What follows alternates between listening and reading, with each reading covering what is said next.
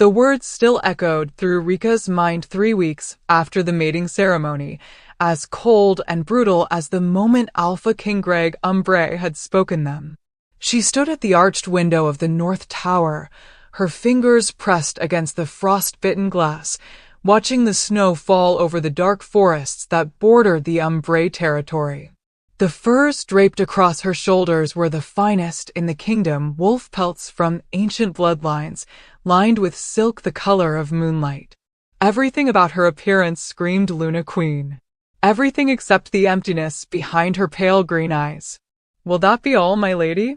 Rika nodded, dismissing the nervous Omega who'd brought her breakfast with a slight smile that never reached past the careful mask she'd learned to wear. The heavy oak door groaned shut. Silence devoured the chamber whole. She turned from the window, studying her reflection in the tarnished silver mirror that hung beside the massive stone fireplace. Rika Dynamere, no, Umbre now, daughter of Alpha Theron Dynamere, trained in diplomacy and combat, fluent in the Old Tongue and three-pack dialects, skilled with both blade and bow. She'd been raised to be exactly this, an alpha's mate, a political alliance made flesh. What she hadn't been raised for was the particular savagery of a husband who looked at her like she was nothing more than a breeding vessel. "I need an heir. You need your pack's survival secured. We both understand what this is." He'd said that during their brief courtship, if 3 formal meetings under the watchful eyes of their fathers and 1 moonlight walk through the keep's frozen gardens could be called courtship. She'd told herself it was pragmatic, honest even. Better than false promises whispered under a blood moon. But then came their mating night. She'd been nervous, naturally. The mating bond was sacred, powerful, supposed to forge an unbreakable connection between souls. She'd also been hopeful. Arranged matings could grow into genuine bonds, couldn't they? Respect could deepen into devotion. She'd seen it happen with her parents, with her eldest brother and his mate. Greg had entered her chambers with the distant formality of a general inspecting troops. He'd been controlled enough, methodical, thorough, and utterly devoid of any tenderness. The bond had flared between them, she'd felt it, that pull of recognition, of destiny, but he'd locked it down so brutally she'd gasped from the psychic pain of it. And when it was over, when she'd lain there in the massive fur-covered bed trying to make sense of the strange ache that came after such forced intimacy, he'd risen and delivered his parting command like a death sentence. "Give me an heir and disappear. That's all I require from this arrangement." Then he'd left, the door slamming with a finality that still reverberated in her bones. She hadn't seen him alone since. Rika turned from the mirror, smoothing the heavy velvet of her gown with hands that had learned not to tremble. Tonight was the winter hunt feast, her first major pack gathering as Luna Queen. Greg would be there, playing the role of devoted mate for the watching pack. She would play the role of obedient Luna. They were both skilled performers. The walk to the Great Hall took 15 minutes through corridors carved from ancient stone, past tapestries depicting the brutal history of the Umbre line, conquests and battles, throats torn and territories claimed. Torches flickered in iron sconces, casting shadows that seemed to move with predatory intent. Greg awaited her at the base of the grand staircase, dressed in black leather and fur, his dark eyes revealing nothing as they traveled over her appearance. He was devastating in that cold, dangerous way, all hard muscle and barely leashed power, the kind of alpha that other wolves either followed or fled from. "The pack elders will want to speak with you tonight," he said, his voice carrying no more warmth than the winter wind howling outside. "Be respectful, but not submissive. They see weakness as an invitation." "Of course." Rika kept her voice even, empty of the hurt that lived beneath her ribs like shattered glass. "There may be questions about," he paused, and something that might have been discomfort flickered across his brutally handsome face. "About the speed of our mating. Keep your answers brief. We mated because it was politically necessary. Nothing more needs to be said. Nothing more." As if she weren't a living, breathing woman with a heart that had foolishly hoped for something beyond duty. as if she hadn't lain awake every night since the ceremony, feeling the bond pulling at her while he locked himself away in the king's tower, refusing even the connection their wolves craved. "I understand perfectly, Your Majesty." Something dangerous flashed in his eyes at the formal address, but he said nothing. He offered his arm, for appearance's sake, and she placed her hand on it with all the enthusiasm of touching silver. The great hall blazed with firelight and roared with pack voices. Hundreds of wolves filled the massive space, their eyes tracking her and Greg as they entered. The whispers started immediately, carried on the supernatural hearing every wolf possessed. The new Luna Queen, mated and marked within 6 weeks of meeting. Her pack was on the brink of destruction. The Umbrae Alliance saved them. I heard she barely speaks. Maybe she knows her place. Rika lifted her chin and let the ice she'd been cultivating for 3 weeks settle over her features. Let them whisper. Let them underestimate her. Her father had raised all his daughters to be warriors wrapped in silk, and if Greg wanted her to disappear, she would, but not in the way he expected. She would disappear into this role so completely that he'd never find the parts of herself she'd decided to keep from him. Let him have his empty Luna Queen. Let him have his heir when fate decided to grant one. He'd get exactly what he demanded and not one fraction more of her heart. Your Majesty. A massive wolf with silver-streaked hair materialized from the crowd. Lyle Aegisrin, Greg's beta and oldest friend. His eyes, amber and sharp, assessed her with an intensity that felt like being weighed and measured. And Lady Rika. The pack has been eager to meet you properly. Luna Rika, Greg corrected sharply, and Rika felt the flash of his dominance roll through the room like thunder. She carries my mark. You will address her with the respect her position demands. Lyle's eyebrow lifted slightly, surprise, perhaps, at the vehemence, but he bowed his head in deference. Of course. Luna Rika, forgive my oversight. Before Rika could respond, a statuesque woman in crimson silk appeared at Lyle's side. Her dark hair was piled in an elaborate style, her beauty the cruel, cutting kind. Power radiated from her in waves that made Rika's wolf stir uneasily. Daciana Dravel, the woman purred, her smile all sharp white teeth. Alpha of the Shadowmere pack and old. Friend of the king. The way she said friend made it clear they'd been far more than that. Rika's wolf snarled internally, jealous and territorial, despite her conscious mind's attempts at indifference. Lady Daciana. Rika kept her voice steady, refusing to show weakness. How kind of you to join our festivities. Oh, I wouldn't miss it. Daciana's gaze slid to Greg, lingering with possessive familiarity. It's been too long since I've been welcomed at the Umbrae Keep. Though I see much has changed. The tension crackling between Greg and Daciana was palpable, history written in glances and silences. Rika felt the urge to bare her teeth, to stake her claim, but that would be giving him something he'd explicitly stated he didn't want. Her devotion. Her bond. Her heart. If you'll excuse me, Rika said with practiced grace, I believe Lady Morven wished to speak with me about the winter relief efforts. She extracted herself from the group before Greg could respond, her spine straight and her wolf screaming in protest at leaving her mate's side. But he wasn't really her mate, was he? Not in any way that mattered. Across the hall, Greg watched Rika move through the crowd with a confidence that surprised him. She'd been so shattered on their mating night, trembling and hurt. He'd expected her to withdraw, to become the invisible Luna he'd demanded. Instead, she was commanding attention without seeming to try. Wolves parted for her. The pack mothers watched her with approval. Even the warriors, males who typically dismissed unmated females, tracked her movements with grudging respect. Your Luna is quite remarkable, Lyle murmured at his shoulder.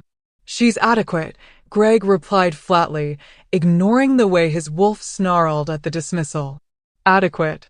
Lyle's tone was dry.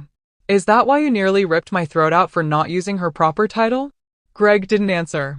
He couldn't explain the surge of possessive fury that had ignited when Lyle had used Rika's first name so casually. Couldn't explain the way his wolf had roared mine even though he'd spent 3 weeks reinforcing every mental barrier against the bond. She's not Daciana, Lyle continued quietly. You know that, right? Every muscle in Greg's body locked tight. Daciana is not a subject I discuss. No, you never did. You just shut down for 2 years after she betrayed you and emerged as the Ice King everyone whispers about now. Lyle shook his head. Daciana was poison, Greg. She manipulated you, used you, planned to destroy you for power. But Rika isn't her. Surely you can see that. Greg said nothing. He couldn't explain to Lyle, couldn't explain to anyone, how Daciana's betrayal had carved something essential out of his chest. How he'd learned that allowing the mating bond to form fully, allowing yourself to love, gave your mate the power to annihilate you from the inside out. He'd been young, barely established as Alpha King, completely consumed by what he'd thought was a fated bond. He'd been planning to make Daciana his queen, had already commissioned the crown. Then he'd walked into the Moon Garden during a pack celebration and found her tangled with his cousin Roran, laughing about how easily she'd trained that fool Greg to heal, how she'd seduced him specifically for his throne and power, how she was actually in love with Roran but needed to secure her position first before revealing the truth. Roran had at least looked ashamed. Daciana had just smiled, utterly unbothered by his devastation. The scandal had been contained barely. Daciana had returned to her own pack within the month. Roran had been exiled to the Western Territories and killed in a territorial dispute within a year. And Greg had retreated into the kind of isolation that made him powerful but untouchable, vowing never to confuse duty with emotion again. When the pressure for an heir had become impossible to ignore, when the pack elders had threatened to challenge his right to rule if he didn't produce a successor, he'd chosen Rika with brutal calculation. Good bloodline, strong pack heritage, intelligent, beautiful enough to satisfy pack aesthetics, no romantic entanglements that might indicate she expected love. He'd thought he was being fair, setting clear expectations so she wouldn't develop hopes he couldn't fulfill. He hadn't expected the way she'd looked at him on their mating night, hopeful despite everything, vulnerable open. He'd panicked. The bond had pulled so hard he'd barely been able to function, his wolf demanding he claim her fully, mark her, cherish her. So he'd said the words designed to build walls between them before she could get close enough to destroy him. Give me an heir and disappear. He'd meant, don't expect my heart. Don't ask for pieces of me I can't give without shattering. But watching her now, watching the careful way she held herself, the perfect smile that was really a shield, the way she moved through the pack like a ghost pretending to be real, he wondered what she'd actually heard. She's impressive, Daciana's voice purred in his ear, and Greg tensed. She'd moved closer while he was distracted, her perfume cloying and familiar in all the wrong ways. Young, inexperienced, but impressive nonetheless. The Luna Queen is everything this pack needs, Greg said coldly, deliberately emphasizing Rika's title. Is she? Daciana's smile was serpentine. I suppose time will tell. Being a Luna Queen requires a certain resilience. Not every wolf can handle the scrutiny, the expectations, the loneliness of standing beside a king who doesn't truly see her. Greg's jaw locked. Before he could respond, the drums began, the signal for the first dance of the winter hunt feast. Tradition demanded he dance it with his Luna. He crossed the hall to where Rika stood, and she saw him coming. For just a heartbeat, something raw and wounded flashed in her pale green eyes, the girl from their mating night, still bleeding inside. Then it vanished behind that infuriating perfect mask. Your Majesty, she murmured, dipping into a flawless curtsy. What an unexpected honor. The sarcasm was subtle but unmistakable. He deserved it. Will you dance with me, Luna? She placed her hand in his with the enthusiasm of someone accepting a death warrant. Of course. They moved to the center of the hall as the pack formed a circle around them, hundreds of eyes watching. His hands settled at her waist, and he felt her go rigid before forcing herself to relax. The bond flared, it always did when they touched, and he felt her wolf reach for his before she brutally suppressed the connection. She was learning to build walls too. They moved through the ancient steps in perfect synchronization. They'd practiced once during the courtship, and she was as skilled as he remembered. But there was an abyss between them wider than the Grand Canyon, and it was entirely his creation. She stared somewhere past his shoulder, her expression pleasantly blank. A beautiful stranger in his arms.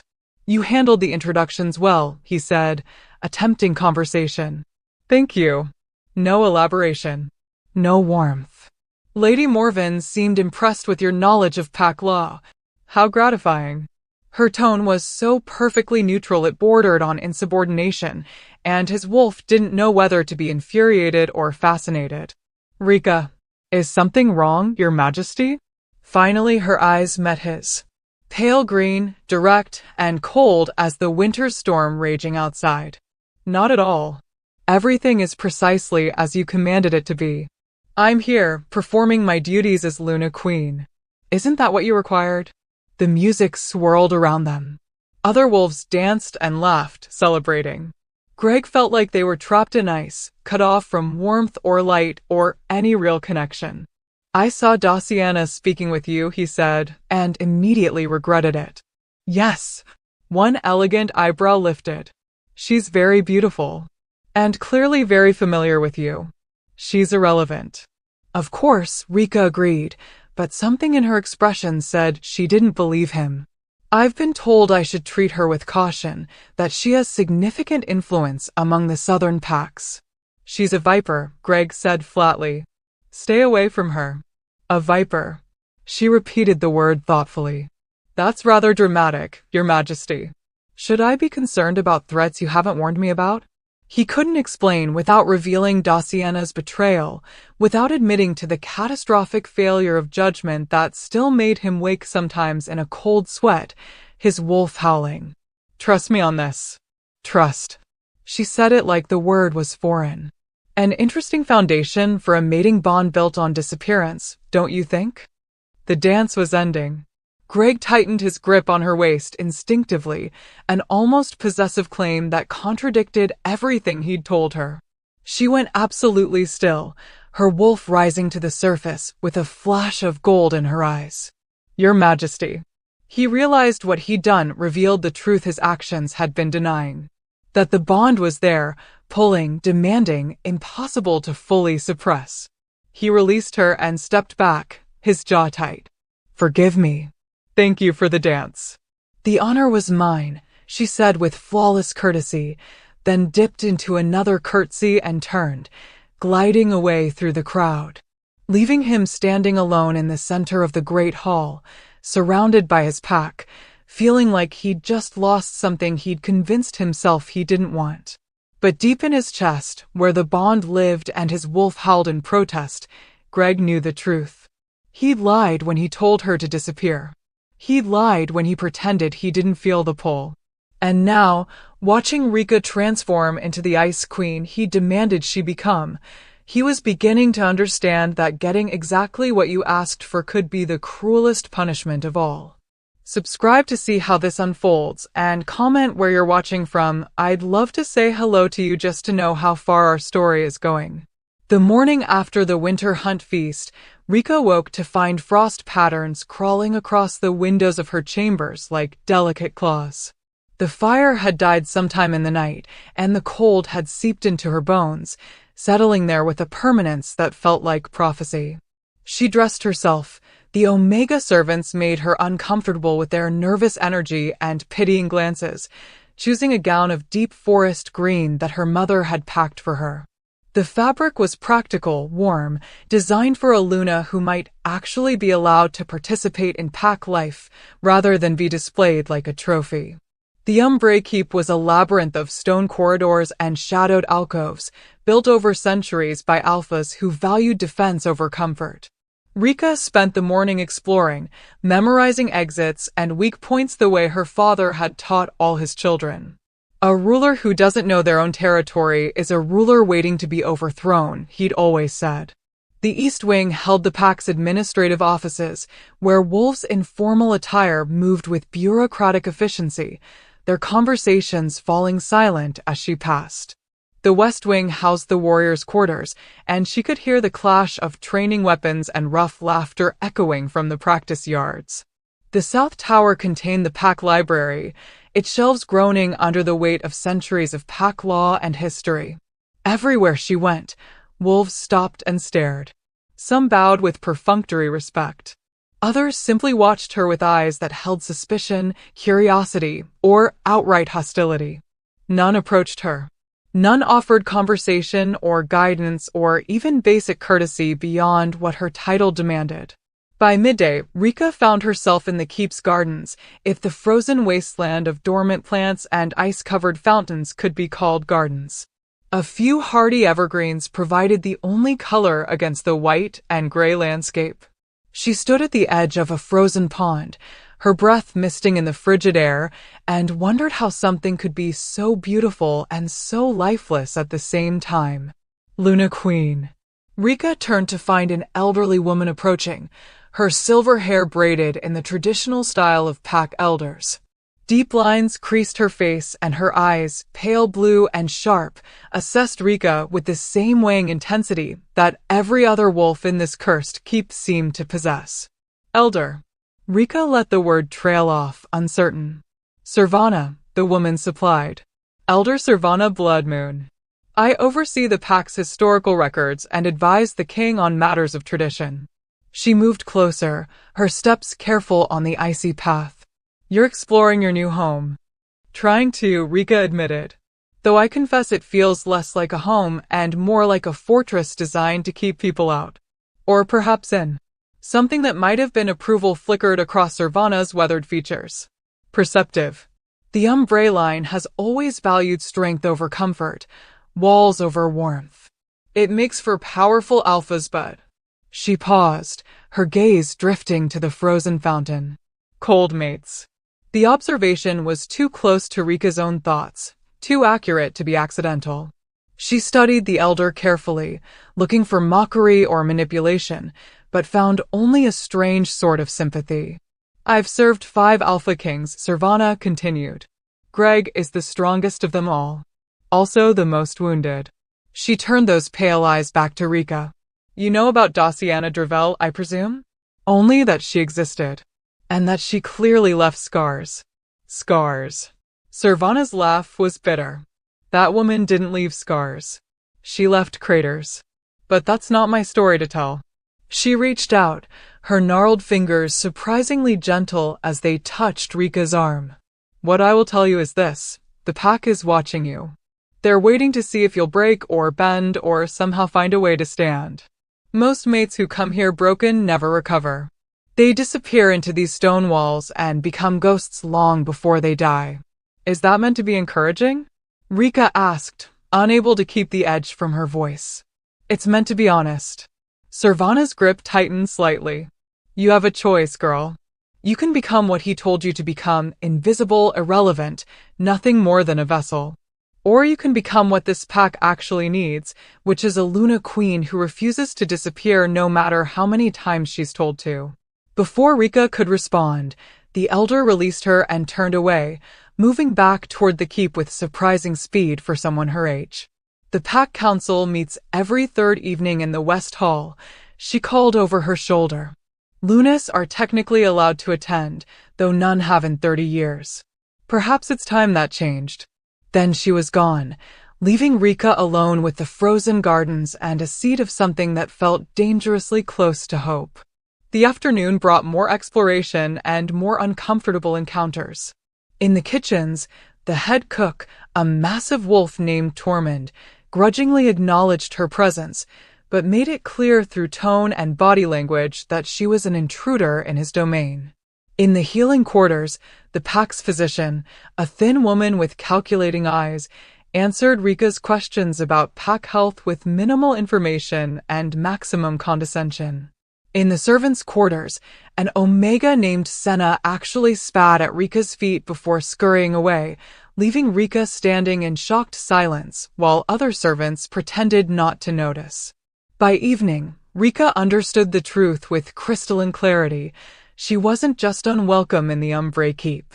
She was actively resented. The pack saw her as an outsider, a political necessity forced upon them by their king's need for an heir. They tolerated her existence, but would never accept her presence. She was a prisoner in a gilded cage, surrounded by luxury and drowning in isolation. That night, she stood again at her window, watching snow fall over the dark forests. Somewhere in the keep, Greg was going about his life, ruling his pack, making decisions, existing in a world that had no space for her in it. The bond pulled at her constantly, a low ache in her chest that her wolf whined against, desperate for connection. But he'd made his position clear. Give me an heir and disappear. Rika pressed her palm against the cold glass and made a decision. If she was going to disappear, it would be on her terms. Not as a ghost haunting these halls, but as something else entirely. Something they wouldn't see coming. She would learn every secret this keep held. She would master every tradition, every law, every weakness in the Umbrae Pack's armor. And when the time came, when Greg finally realized what he'd thrown away, she would make sure he understood exactly what disappearing really meant. Her reflection in the dark window showed a woman with pale green eyes that had begun to harden like ice. Good. She would need that hardness to survive what came next. Behind her, the fire crackled and died, and the cold crept in like an old friend. The pack dinner 3 nights later was a test, though Rika didn't realize it until she was already trapped. The Great Hall had been transformed from the celebratory space of the winter hunt feast into something more intimate, but no less intimidating. Long tables arranged in a U-shape accommodated the ranking members of the pack, warriors, elders, advisors, and their mates. At the head table, elevated slightly above the others, sat Greg with Lyle on his right. The seat to his left, the Luna's seat, remained conspicuously empty until Rika arrived. She dressed carefully, choosing a gown of midnight blue that her mother had insisted she pack. For formal pack functions, her mother had said, adjusting the intricate silver embroidery at the bodice. When you need to remind them you're not just decoration. The neckline was modest but elegant, and the long sleeves hid the small dagger her father had given her on her 16th birthday. She'd taken to wearing it always now, strapped to her forearm with soft leather. A secret weapon. A comfort. The conversation didn't exactly stop when she entered, but it shifted, became performative, artificial. Wolves who'd been laughing moments before adopted more formal postures. Eyes tracked her progress through the hall with varying degrees of interest and hostility. Greg stood when she approached the head table, a gesture of respect that protocol demanded, but his expression didn't support. His dark eyes were shuttered, revealing nothing as he pulled out her chair with perfunctory courtesy. Luna, he said, the title falling from his lips like an obligation. Your Majesty. She settled into the seat, hyper-aware of the space between them. Close enough that she could feel the heat radiating from his body, smell the pine and winter storm scent that was uniquely his. Far enough that they might as well have been on different continents. The meal began with the traditional offering raw meat from a fresh kill, presented to the Alpha and Luna as symbols of the pack's provision and strength. Greg accepted his portion with a nod, tearing into it with a casual savagery that reminded everyone present exactly what he was beneath the crown and courtesy. Predator first, king second. Rika accepted hers with equal composure, though her wolf stirred uneasily. The Dynamere pack had maintained more civilized dining customs. But she was Umbrae now, at least in name, and she refused to show weakness. She bit into the meat, letting the blood and wildness of it ground her in her wolf nature, and met the eyes of those watching her with unflinching directness. A few wolves looked away first. A small victory, but she'd learned to count those. The first courses passed in relative peace: roasted venison, winter vegetables, bread still warm from the ovens. Conversation flowed around her, never quite including her but not entirely excluding her either. She was a presence to be acknowledged and then ignored, like uncomfortable furniture. Greg spoke mainly to Lyle, discussing border patrols and territorial disputes with a neighboring pack. He didn't address Rika directly, didn't even glance at her unless protocol demanded it. She might as well have been invisible. Which was, she reminded herself, exactly what he'd asked for. It was during the fourth course that the trouble started. A wolf named Kale, one of the younger warriors, maybe 25 with the kind of arrogant swagger that came from being born into a powerful family, had been drinking steadily throughout the meal. His voice grew louder with each cup of wine, his comments more pointed. He sat at the middle table, surrounded by other young warriors who laughed at his jokes and encouraged his increasingly reckless behavior. "I still don't understand the rush," Kale said, his words carrying clearly through the hall. 6 weeks from meeting to mating. Must have been quite the negotiation. His companions snickered. A few older wolves frowned, glancing toward the head table to see how Greg would respond. Greg's jaw tightened almost imperceptibly, but he said nothing. He continued cutting his meat with precise, controlled movements. Kale continued, emboldened by alcohol and his alpha silence. The Dynamere pack was on the verge of collapse, weren't they? Rival packs circling like vultures. Must have been desperate to marry off their daughter so quickly. Rika's fingers tightened around her fork. She felt the weight of every eye in the hall, watching, waiting to see if she would break. Beside her, Greg remained utterly still, his face carved from ice. "Do nothing," she told herself. "You're supposed to disappear. Getting involved will only make things worse." But then Kale locked eyes with her across the hall and smiled. "Tell me, Luna Queen, what exactly did your father offer our king to make him take you sight unseen? Must have been quite the dowry to compensate for." "Careful." The word came from Lyle, sharp with warning. "You're addressing your Luna." "Am I?" Kale's smile widened. He stood, swaying slightly, and raised his cup in a mocking toast. "To our Luna Queen, then. May she prove worth the alliance that brought her here. Assuming she's capable of more than looking decorative." The silence that fell was absolute. This had crossed from disrespect into direct insult, the kind that demanded response. Pack law was clear on this. An offense against the Luna was an offense against the Alpha himself. Rika waited for Greg to say something, to do something. To defend her or at least acknowledge that a line had been crossed. He continued eating, his expression unchanging. And something inside Rika, something that had been bending under the weight of 3 weeks of isolation and rejection, snapped like a frozen branch. She rose from her seat with fluid grace, setting down her fork with deliberate care. The small sound of silver against porcelain rang out like a bell in the silent hall. "Kale, isn't it?" Her voice was pleasant, conversational. She moved away from the head table, walking down the steps toward the middle tables with unhurried confidence. "Kale Ravenska, if I remember correctly. Your father serves as master of the Eastern Patrols." Kale blinked, clearly surprised that she knew his name. Yes, Luna. "And you yourself are what, 3 years into your warrior training? Still learning the finer points of pack combat." She continued walking, closing the distance between them. Around her, wolves shifted in their seats, confused and intrigued by this unexpected development. "For years," Kale corrected, puffing up slightly. "I'm one of the best in my cohort." "How impressive." Rika stopped directly across the table from him, close enough that he had to look at her, really look at her. "Tell me, Kale Ravenska, in those 4 years of training, did anyone teach you the protocol for addressing royalty?"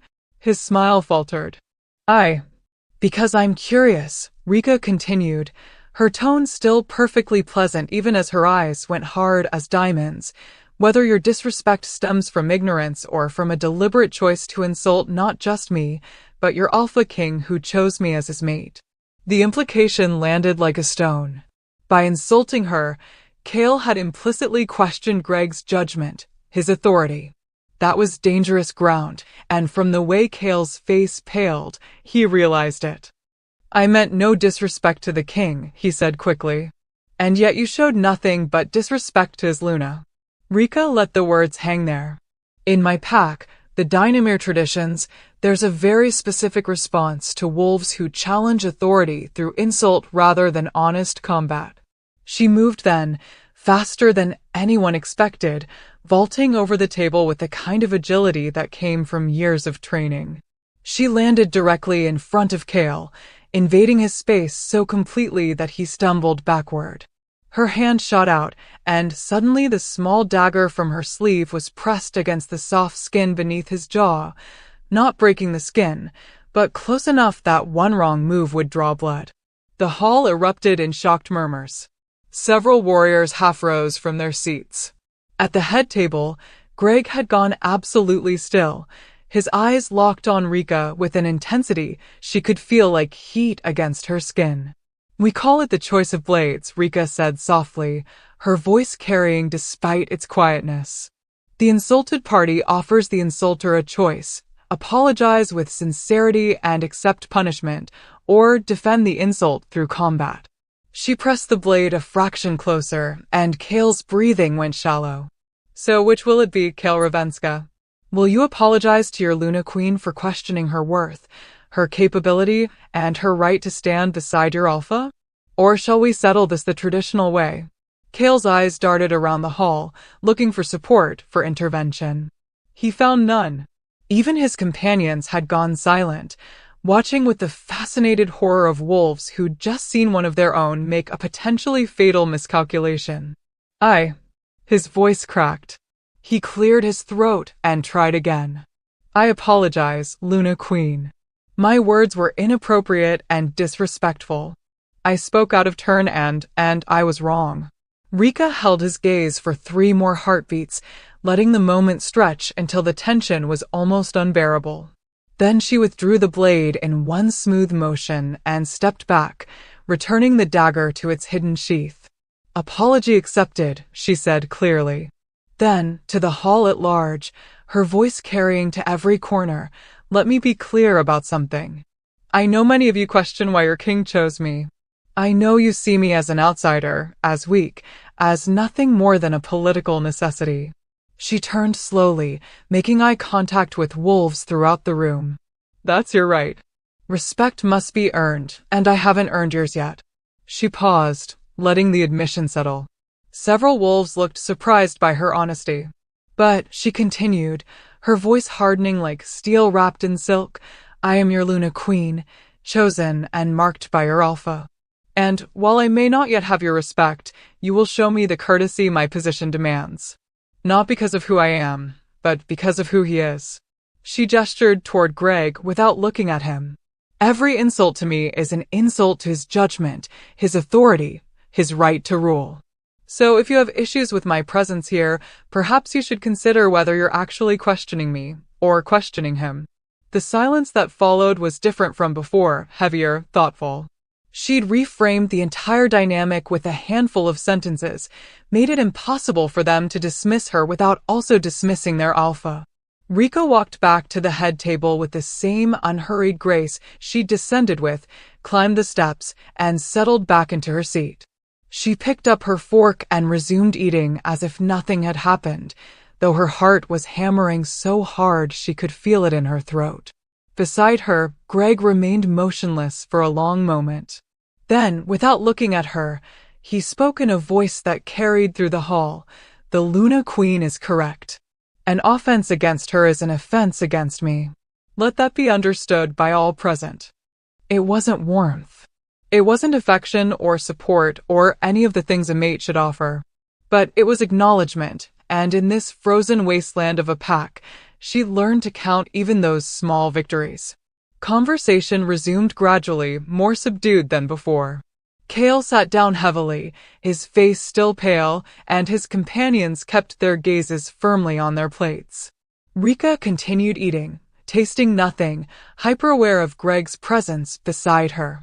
She could feel his attention on her even though he wasn't looking directly at her, could sense something shifting in the carefully controlled space between them. When the meal finally ended and wolves began to disperse, Greg rose and offered her his arm again, pure protocol. But when she placed her hand on it, she felt the tension in his muscles. The barely leashed energy that suggested his control was more tenuous than his expression revealed. He walked her to her chambers in complete silence.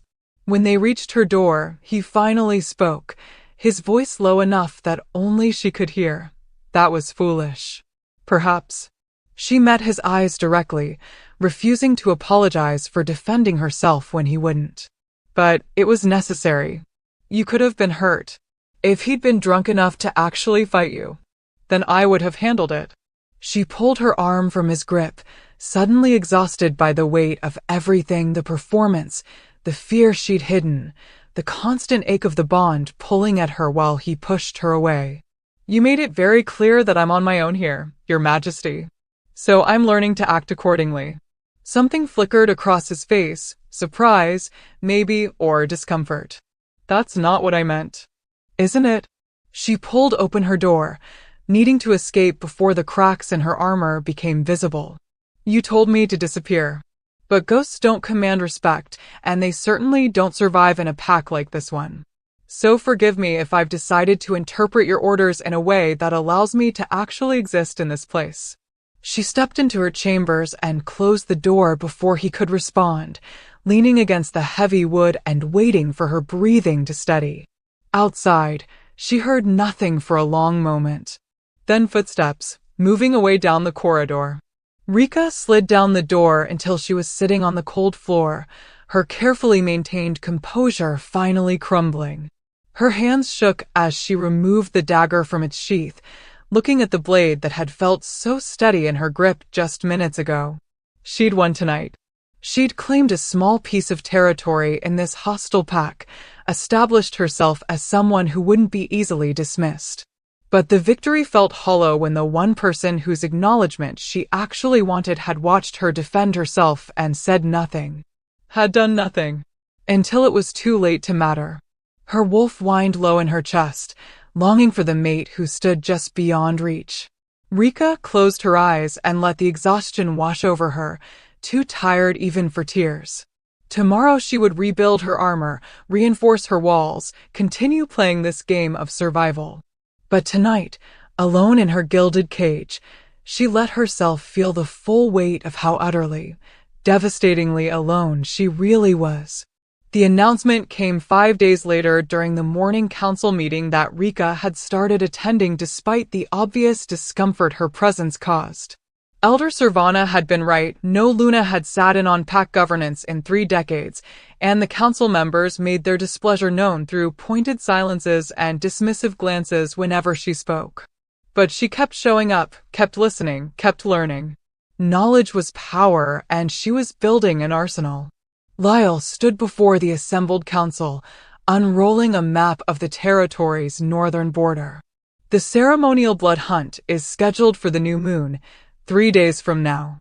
It's tradition. The pack's strongest warriors hunt together to reinforce bonds and demonstrate our continued dominance over the territory. How many will participate?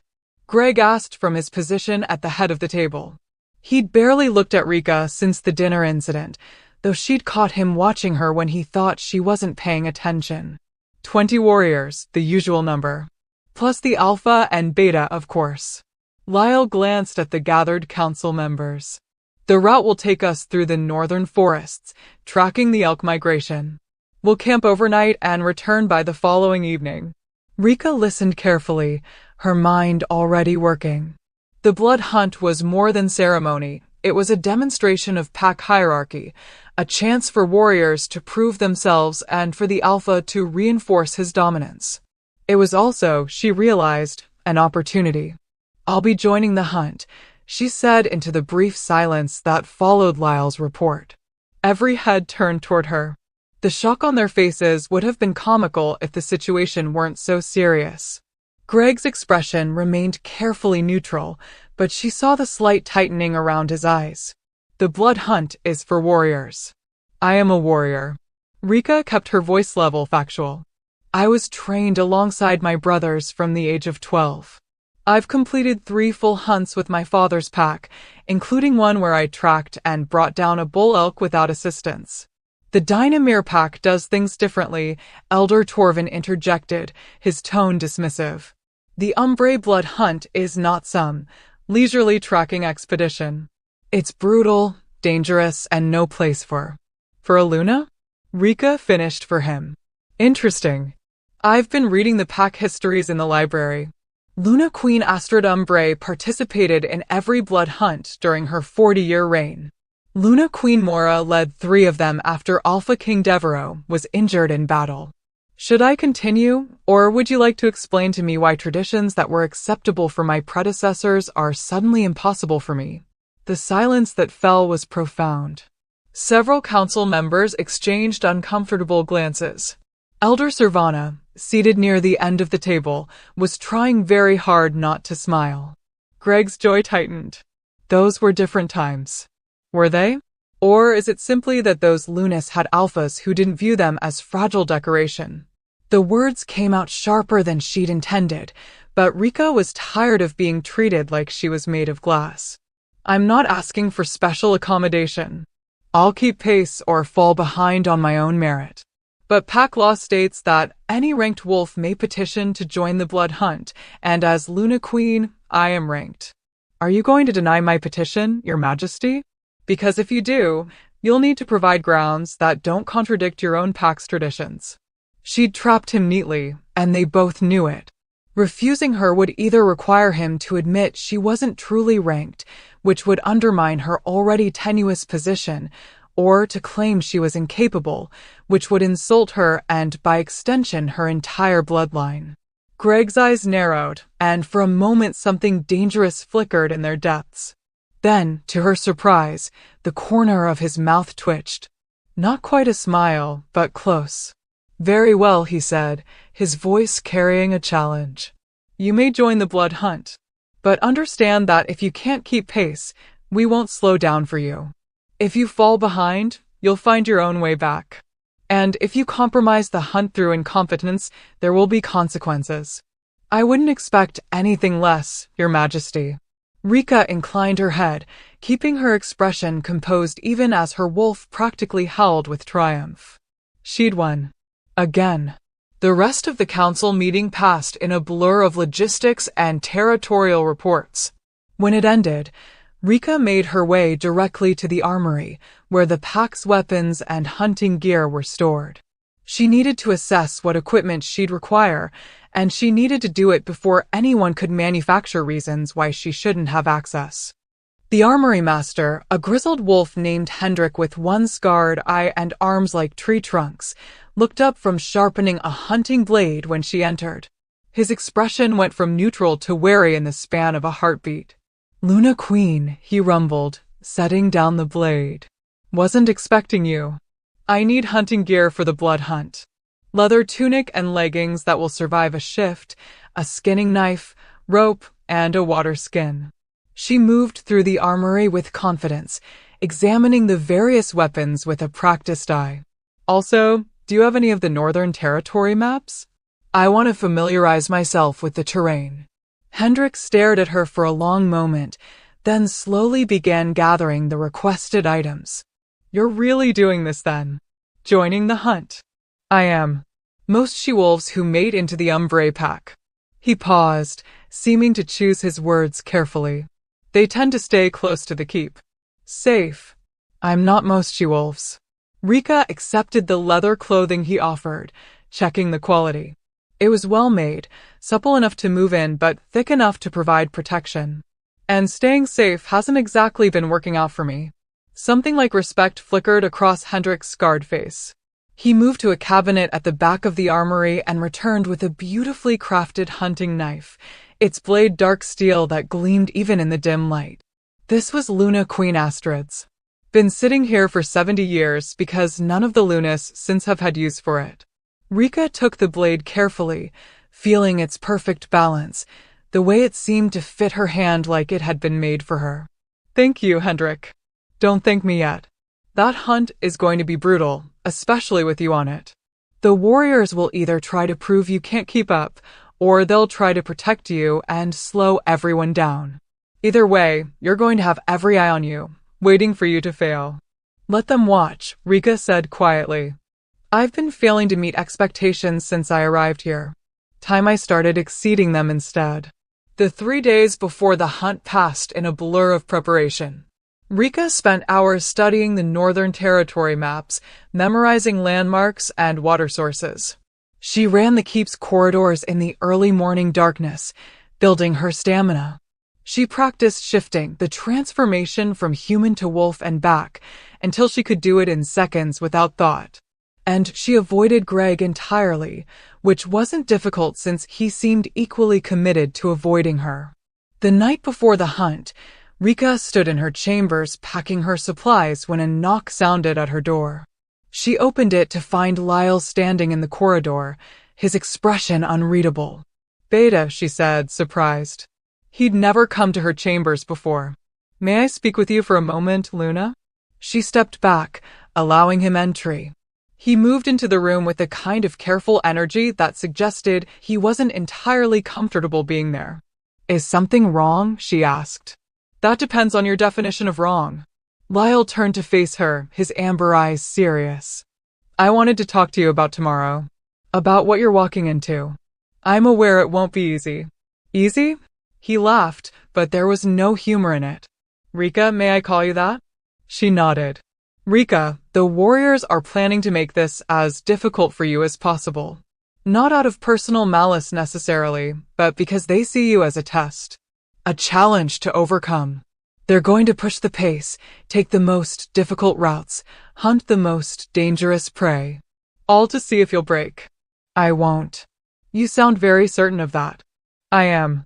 She met his gaze directly. Because breaking means disappearing, and I've decided I'm done with that particular strategy. Lyle studied her for a long moment, then shook his head slowly. You're not what I expected.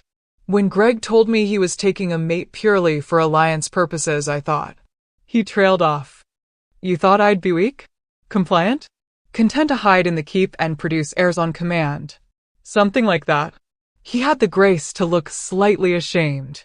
Instead, you're... He gestured vaguely, as if she defied easy description. Stubborn? Reckless? Refusing to know my place? Brave, he said quietly.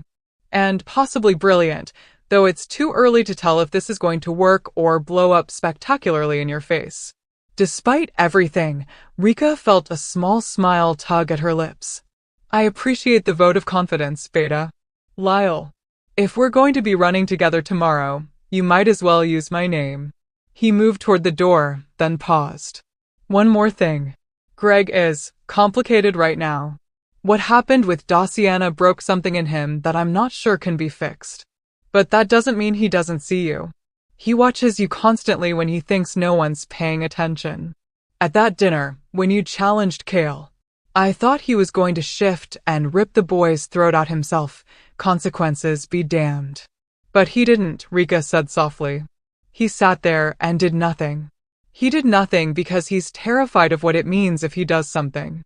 If he acknowledges that the bond is real, that he feels it, that you matter beyond your ability to produce an heir. Lyle opened the door. I'm not excusing him. What he said to you, how he's treated you, it's inexcusable. But I thought you should know that his indifference is a mask. And masks crack eventually. He left before she could respond, closing the door softly behind him. Rika stood in the silence of her chambers, Lyle's words echoing in her mind. Greg watched her. Greg had almost intervened. Greg was terrified.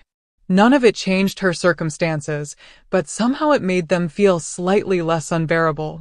She finished packing her gear and went to bed early, needing rest for what tomorrow would bring.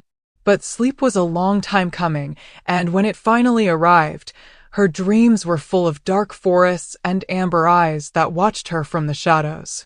The hunting party assembled in the courtyard before dawn, their breath misting in the frozen air.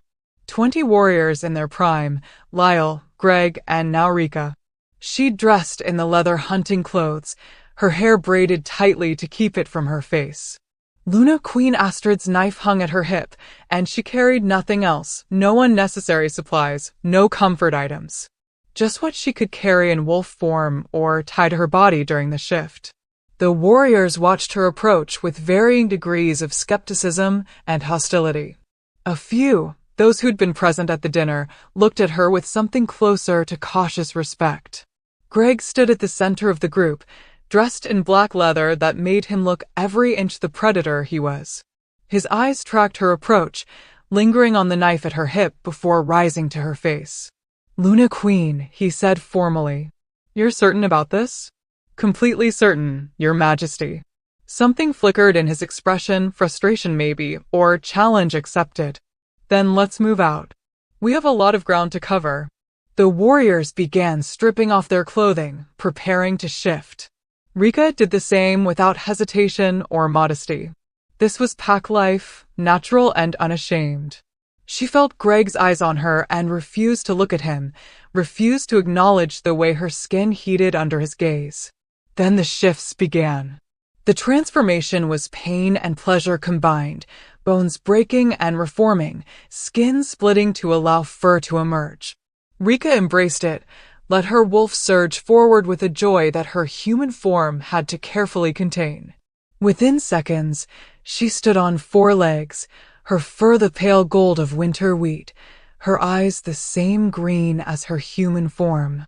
Around her, the other wolves completed their transformations. Greg's wolf was massive, black as midnight with amber eyes that glowed with alpha authority. He was easily twice the size of the largest warrior, built for dominance and destruction. He looked at her wolf, and she felt the full weight of the bond slam into her. In wolf form, it was harder to suppress, harder to deny. Her wolf whined, wanting to approach him, to submit to her alpha and mate. But Rika held firm, keeping her distance, and after a moment Greg turned away. "Follow," his mental voice commanded through the pack bond that connected all Umbrae wolves. "Keep pace or turn back. No exceptions." Then he was running, a streak of black against the white snow, and the pack followed. The hunt was brutal from the first mile. Greg set a punishing pace, pushing through the forest at speeds that required absolute focus and perfect physical condition. Trees blurred past. Snow kicked up in clouds. The cold air burned Rika's lungs, but she pushed through it, her wolf's joy at finally being free overwhelming the discomfort. She stayed in the middle of the pack, refusing to lead, that would be presumptuous, but also refusing to fall to the back where the weakest wolves ran. She matched their pace, leaping fallen logs and dodging low branches, her heart hammering but her breathing steady. After an hour, the first warrior fell back, unable to maintain the speed. Then another. By the time they'd covered 10 miles, 5 wolves had dropped from the main pack. Rika kept running. They reached the northern forests as the sun climbed toward noon. The landscape changed here. The trees grew taller, older, their branches forming a canopy that blocked much of the light. Snow lay thick on the ground, unmarked except for the tracks of prey animals. Greg finally slowed, allowing the pack to catch their breath.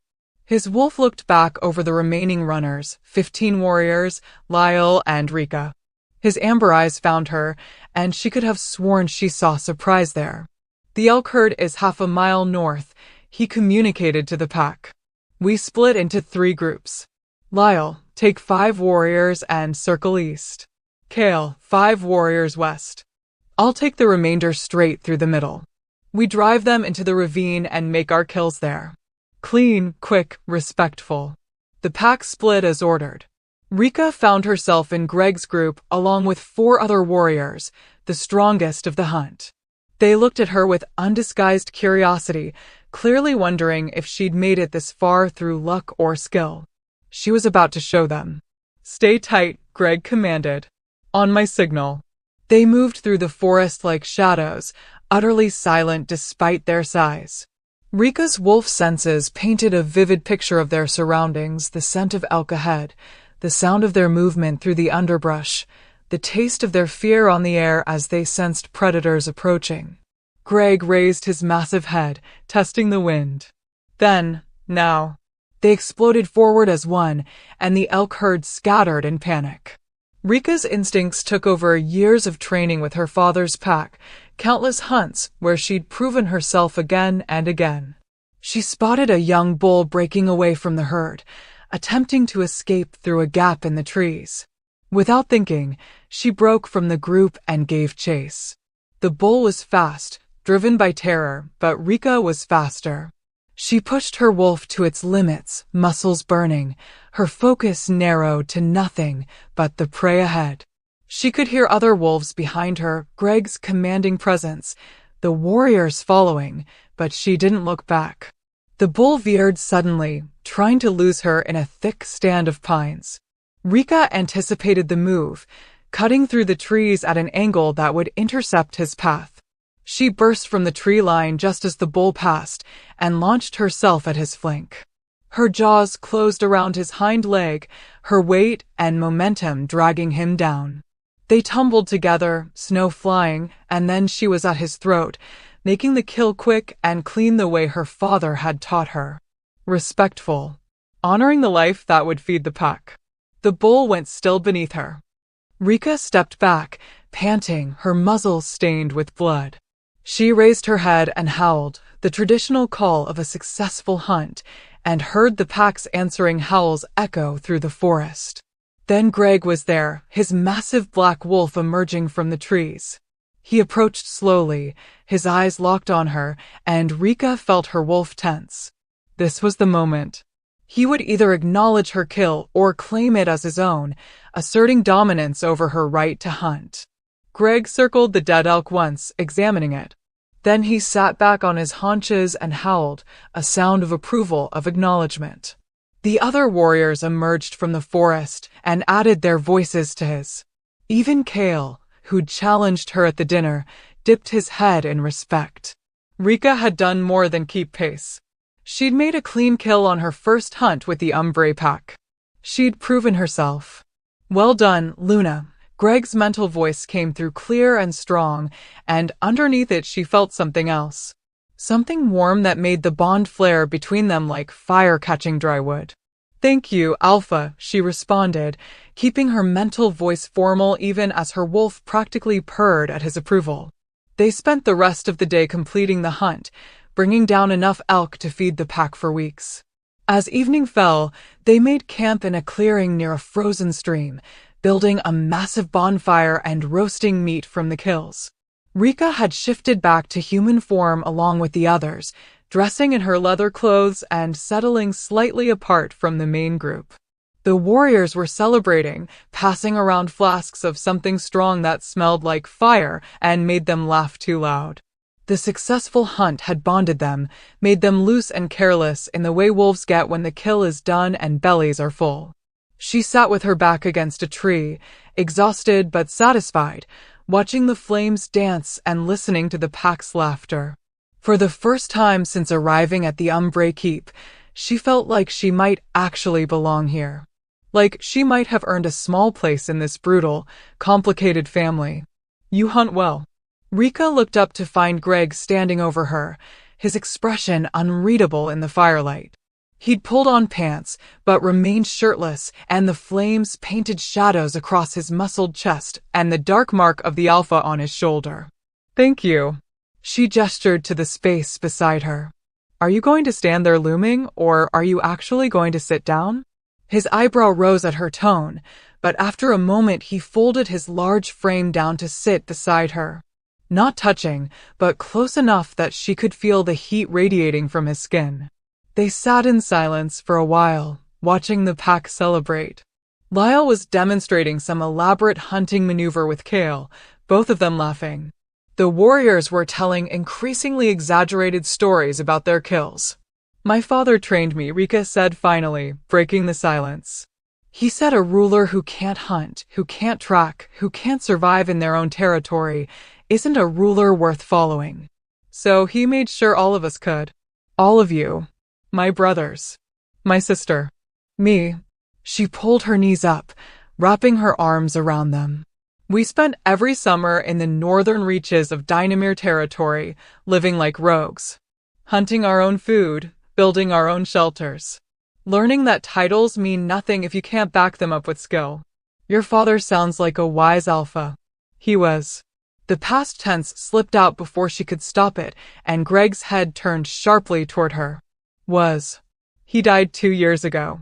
Border dispute with a rival pack. My eldest brother Aaron is alpha now. She stared into the fire, remembering. But before he died, he made me promise something. He said that wherever I ended up, whatever pack I made it into, I should never forget what he'd taught me. Never let anyone convince me I was less than I am. And what are you, Rika Dynamir? Greg's voice was low, almost intimate in the darkness. She turned to look at him, finding his amber eyes already fixed on her face. The bond pulsed between them, stronger here in the wilderness away from the keep's stone walls and complicated politics. I'm a warrior who happens to be a woman, she said quietly. I'm a Luna who refuses to disappear just because disappearing is easier. I'm someone who's been told all her life that she could be both strong and gentle, fierce and kind, a hunter and a healer. She held his gaze.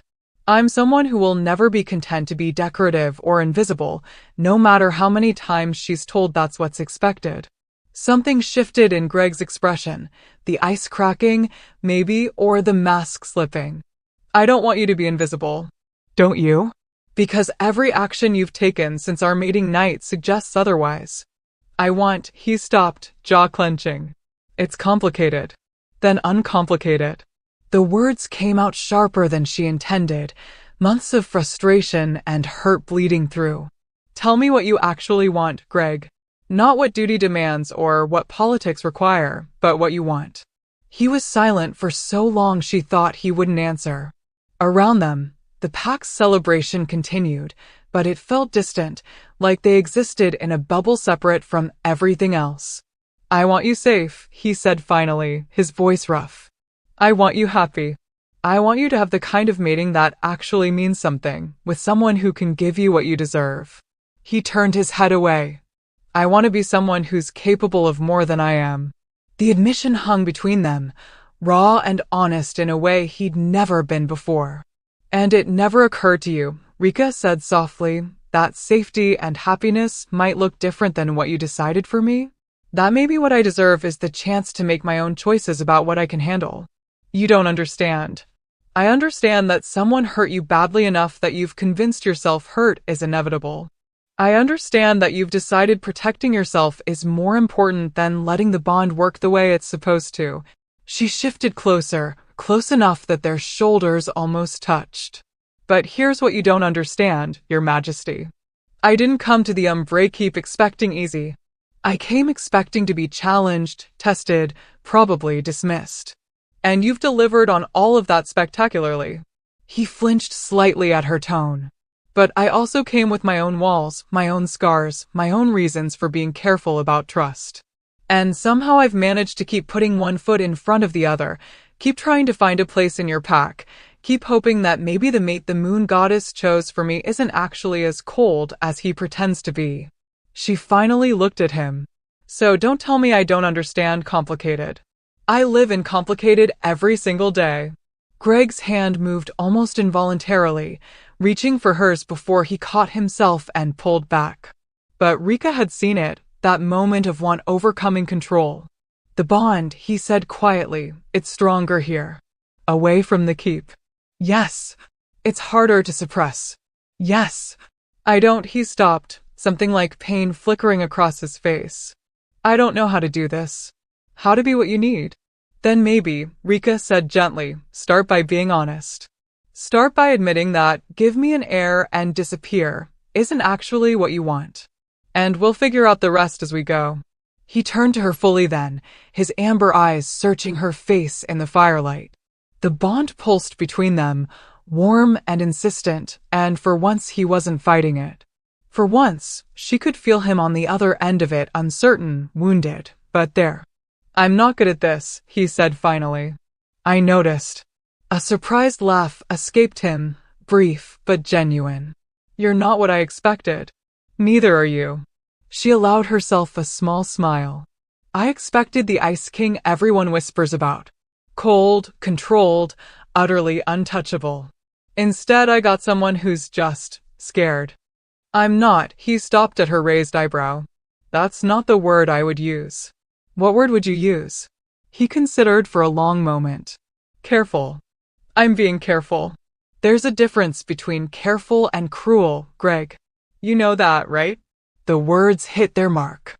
She saw it in the way his expression tightened, the way he looked away again. Yes, he said quietly. I know that. They sat in silence after that, the fire crackling and the pack's voices a distant murmur. Rika felt exhausted suddenly, not from the hunt, but from this conversation, from constantly having to fight for inches of progress in a relationship that should have been natural and easy. I should sleep, she said, starting to rise. Long run back tomorrow.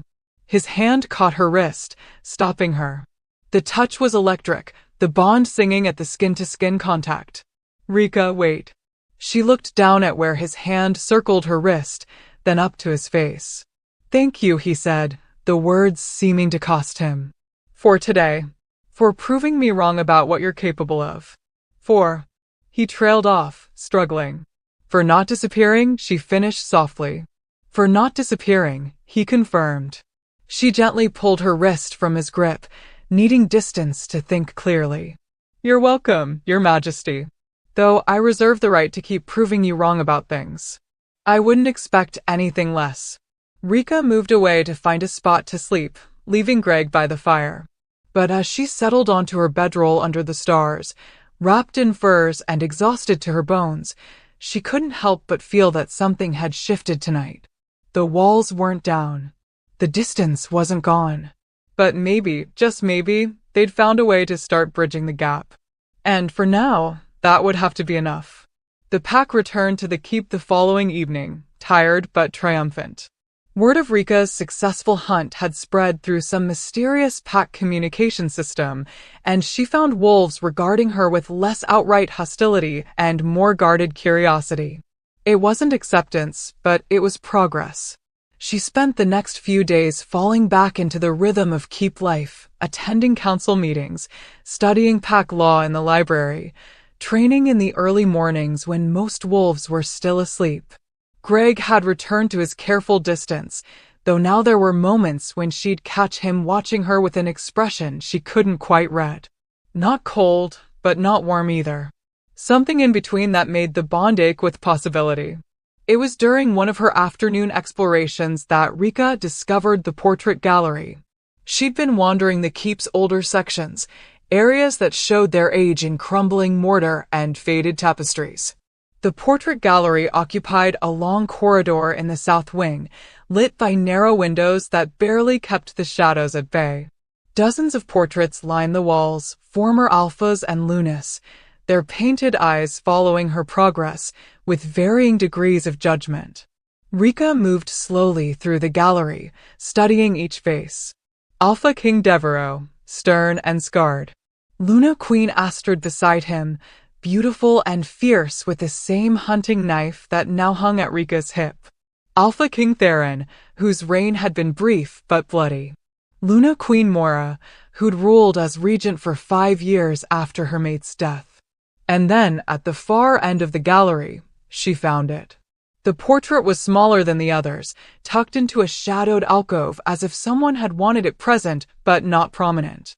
It showed a woman of devastating beauty, dark hair cascading over pale shoulders, green eyes that seemed to mock the viewer, lips curved in a smile that held secrets. She wore a crimson gown cut low enough to be scandalous, and around her throat gleamed a collar of rubies that probably cost more than most wolves earned in a lifetime. But it was the way she'd been painted that made Rika's breath catch. Not like the other Lunas, who'd been depicted with dignity and strength. This woman had been captured in a moment of cruel triumph, like she'd just won a game no one else knew they were playing. Daciana Dravel, said a voice behind her.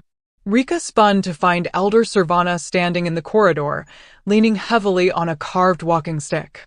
The old woman moved forward, her pale eyes fixed on the portrait with an expression of profound distaste.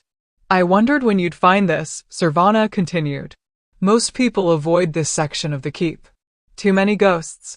She was beautiful, Rika said, turning back to the portrait. She was poison wrapped in silk. Servana came to stand beside her, both of them studying the painted woman.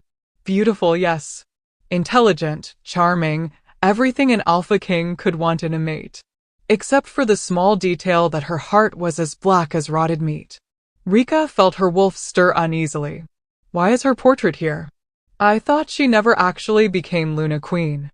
She didn't. But for 2 years, everyone believed she would be. Greg was utterly consumed by her.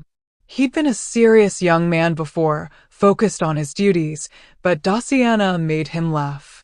Made him hope. Made him believe that maybe an arranged mating wasn't the only option, that he could have both duty and love.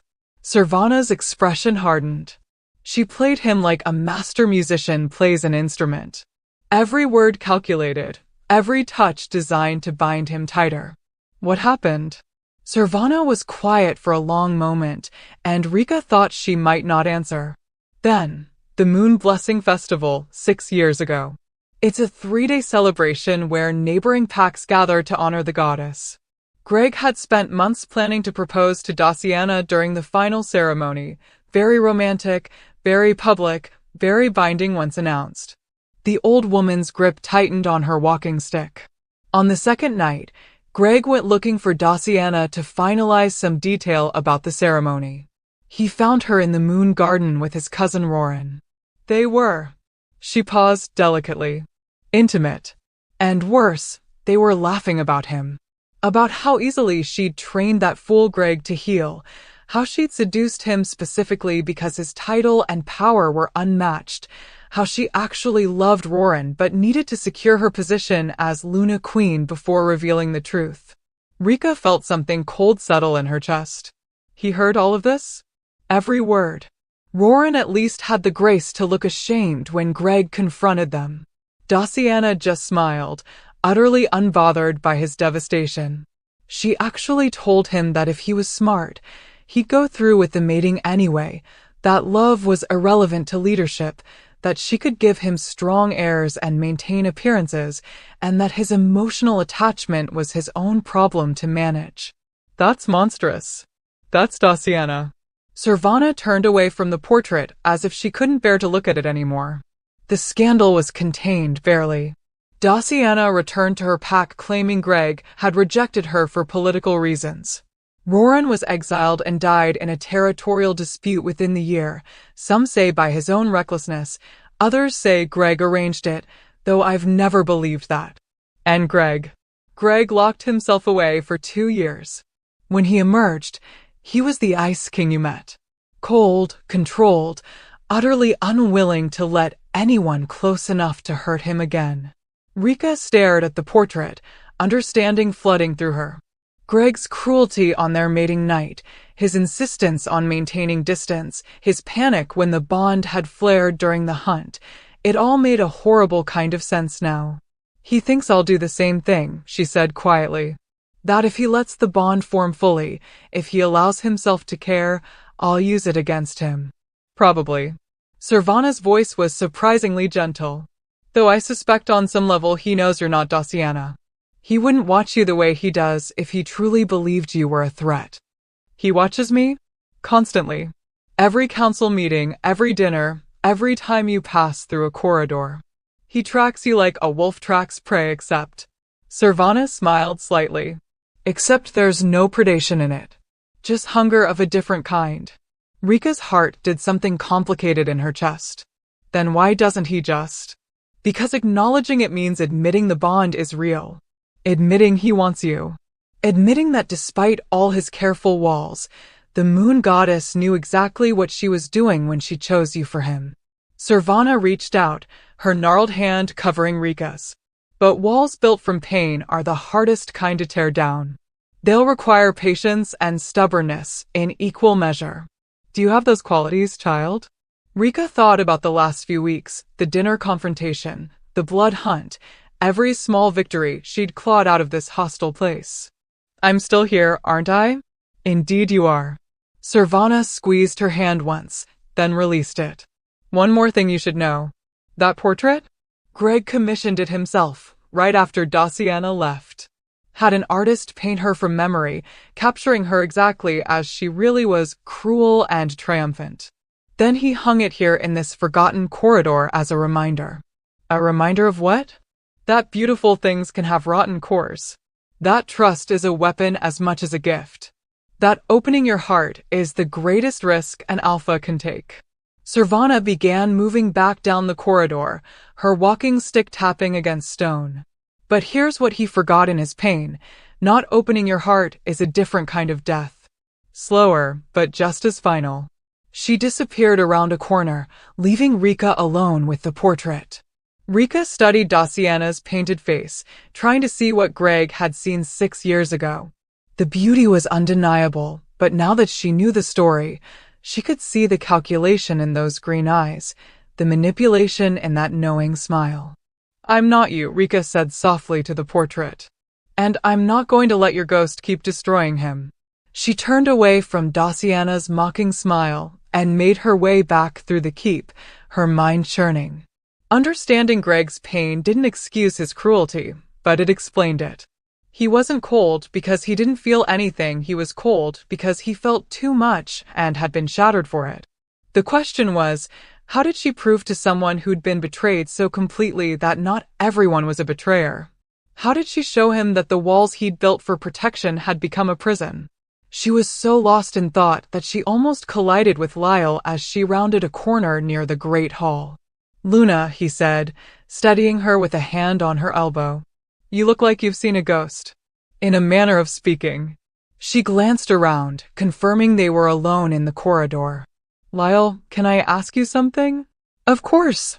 The night of our mating, when Greg told me to give him an heir and disappear, was he always planning to say that? Or was it a panic response? Lyle's expression tightened. "What brought this on?" "I found Daciana's portrait. Elder Servana told me what happened." He was quiet for a moment, clearly weighing how much to reveal. "He didn't plan it, if that's what you're asking. Greg spent weeks before your arrival trying to figure out how to handle the situation. He knew the mating was necessary for political reasons, knew you deserved better than what he could offer. He was going to be honest, but kind, set clear boundaries, but treat you with respect." "What changed?" "You did." Lyle's amber eyes met hers. "He saw you that first night, and the bond hit him like a physical blow. I was there, I saw his control almost shatter. And then you looked at him with hope in your eyes, and he panicked.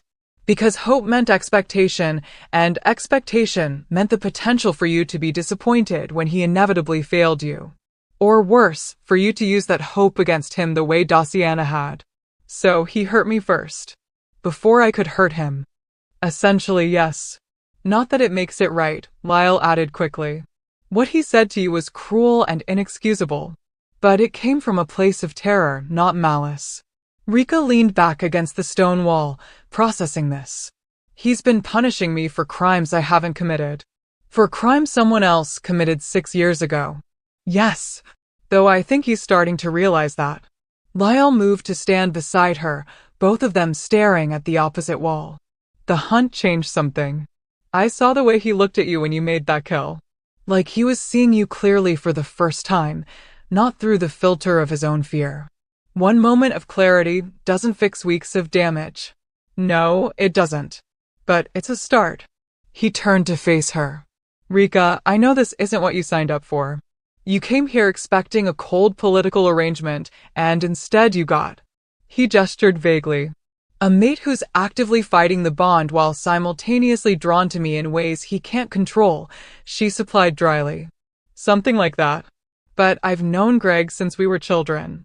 I've seen him at his best and his absolute worst. And I've never seen him as conflicted as he is now. You're getting under his skin in ways Daciana never did, because you're real in a way she never was. You don't perform for him. You don't calculate every interaction for maximum effect. You just exist as yourself, and it's terrifying him." "Good," Rika said with more vehemence than she intended. "He's been terrifying me since the moment I arrived." "Turnabout is fair play." Lyle laughed, a genuine sound of amusement. "You know, I think you might actually be exactly what he needs. Even if he's too stubborn to admit it yet." Well, he'd better figure it out soon, because I'm running low on patience for emotionally unavailable alpha kings who can't decide if they want me to exist or disappear. Give him time. He's getting there. Time, Rika repeated. Right. Because time has been working out so well for us so far. But despite her sarcasm, she felt something shift inside her, a determination crystallizing into purpose. She understood now what she was fighting. Not Greg's indifference, but his fear. Not his coldness, but his scars. And scars, her father had always told her, were just proof that you'd survived something that should have killed you. They didn't have to define you forever. That evening, Rika sat in her chambers staring at the fire and thinking about Daciana's portrait. About the way Greg had commissioned it as a reminder, a warning, a shield against future pain. She thought about his panic when the bond had flared during the hunt. About the way he'd almost reached for her hand before pulling back. About Lyle's words, "You're getting under his skin." Good. Because he'd been under hers since the moment she'd arrived, and it was time he understood what that felt like. A knock at her door pulled her from her thoughts. When she opened it, she found no one there, just a small package wrapped in cloth, sitting on the stone floor. She picked it up carefully, carrying it inside.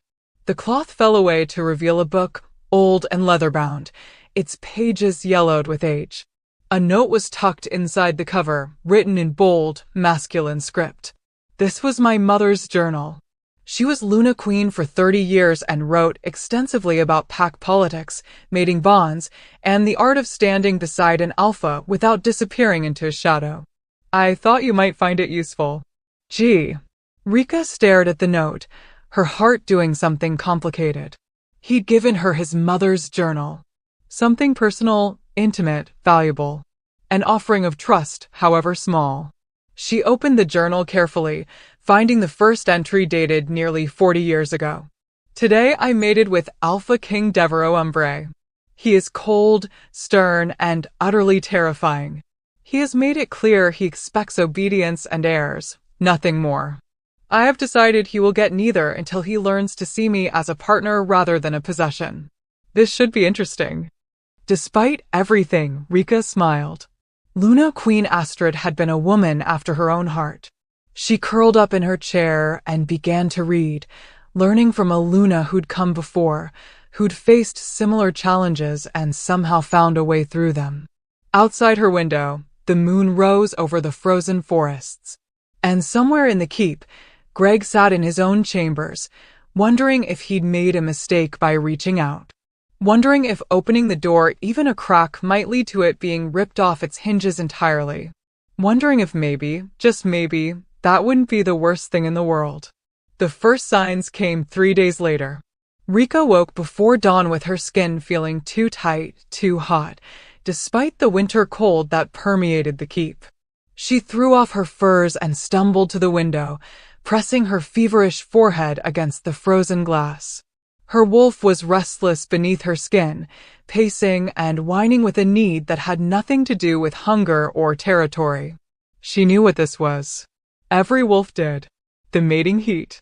It came in the weeks following a mating ceremony, the moon goddess's way of ensuring new bonds were consummated fully, that the biological imperative to create the next generation was honored. Rika had been told about it by her mother, warned by her sister who'd mated 2 years ago. But knowing about it intellectually and experiencing it were entirely different things. Her body ached. Her senses were heightened to the point of pain. She could hear conversations 3 floors below, smell the breakfast being prepared in the kitchens, feel every thread of her nightgown against her oversensitive skin. And underneath it all, overwhelming everything else, was the desperate need for her mate. For Greg. The bond, which had been a constant low pull since their mating, flared into something urgent and demanding. She could feel him somewhere in the keep, his presence a beacon that her wolf strained toward. Could sense his wolf rising in response to hers, answering the call even if he didn't want to. Rika pressed her hands against the cold window, trying to ground herself. She'd read about this in Luna Queen Astrid's journal. The former Luna had written extensively about the heat, about how it stripped away pretense and control, leaving only raw need and instinct. The heat is the moon goddess's gift and curse, Astrid had written. It forces mates to be vulnerable with each other, to connect beyond politics and duty. Devereaux tried to stay away during our first heat, thinking he could maintain his precious control. He lasted 2 days before his wolf took over, and he broke down my door. I've never forgotten the look in his eyes, terror and desire and surrender all at once. That was the night our real mating began.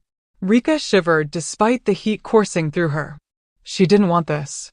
Not like this, not with the bond forcing what Greg was determined to deny. She wanted him to choose her, not be driven to her by biology. But the heat didn't care what she wanted. She made it through the morning council meeting by sheer force of will, though she could barely focus on the discussions about border patrols and winter provisions. Every time Greg spoke, her wolf perked up, desperate for his attention. Every time he moved, her eyes tracked him involuntarily. And he knew. She could see it in the way his jaw tightened, the way his hands gripped the edge of the council table with white-knuckled intensity.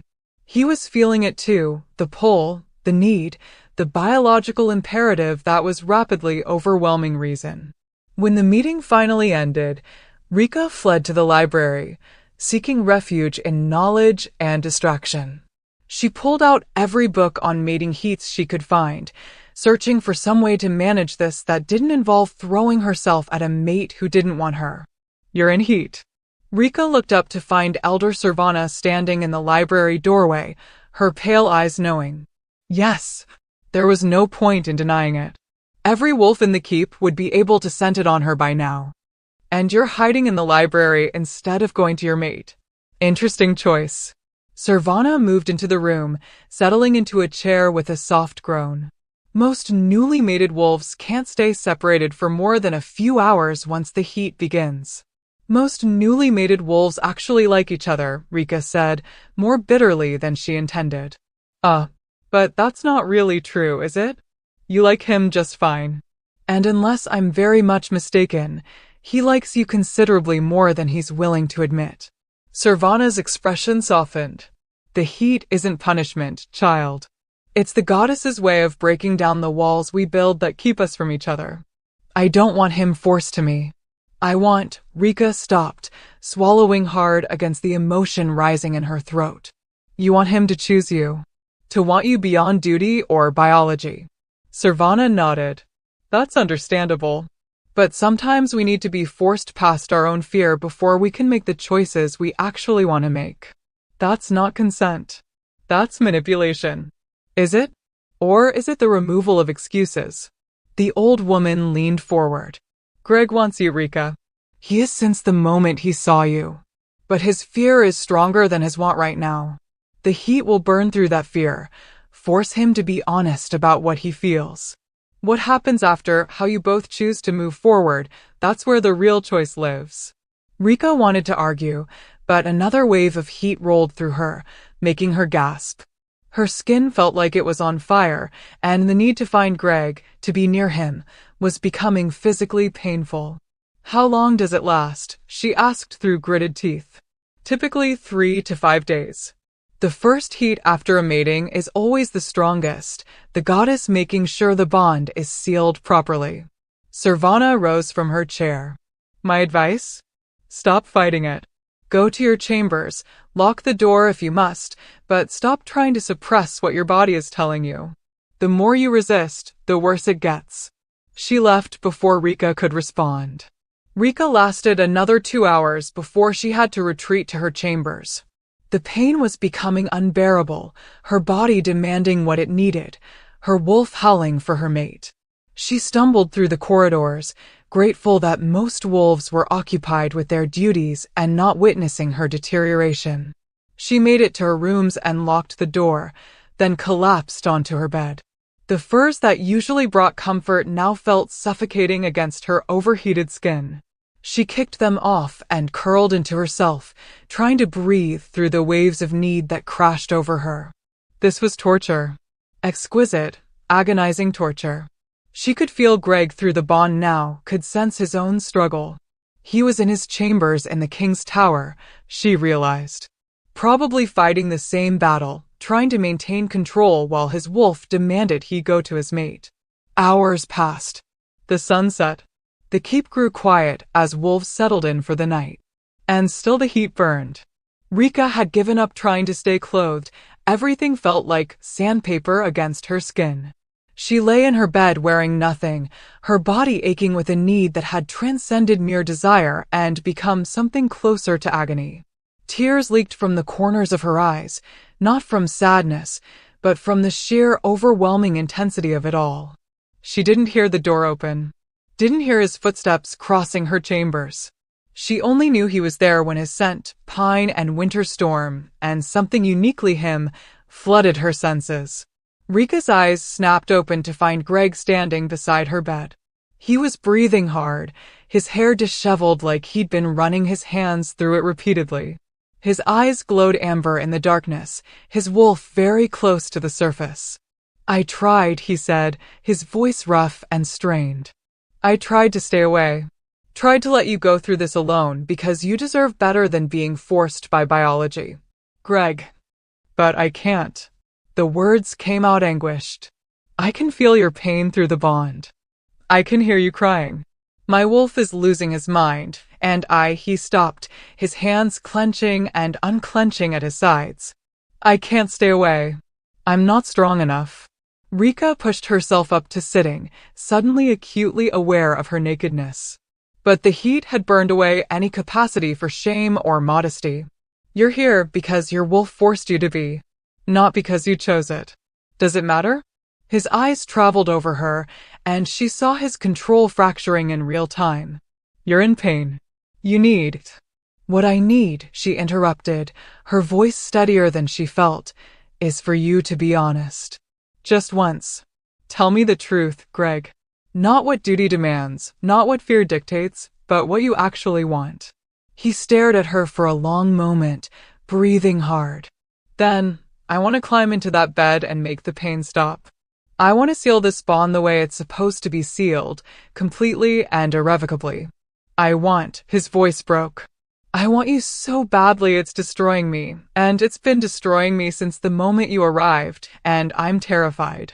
The raw honesty of it struck her like a physical blow. This was Greg without his walls, stripped bare by the heat and his wolf's demands. Vulnerable in a way she'd never seen him. "Terrified of what?" she asked softly. "Of this." He gestured between them. "Of caring. Of the bond being real and you being everything I can't afford to want." And then he stopped, swallowing hard. "And then you'll see who I really am. Someone damaged and cold and incapable of being the mate you deserve. And you'll leave or betray or just stop looking at me the way you do now, and it will be Daciana all over again except worse, because this time it actually matters." Rika felt her heart crack open. She slid off the bed and crossed to him, ignoring the way her body screamed in protest at the movement. She stopped directly in front of him, close enough to feel the heat radiating from his skin. "Look at me," she commanded. His glowing eyes met hers. "I am not Daciana," she said clearly. "I am not using you. I am not pretending. I am not going to betray you the moment it becomes convenient." She reached up, cupping his face in her hands, feeling him tremble at the contact. "I am Rika Dynamir Umbrae, and I am your mate.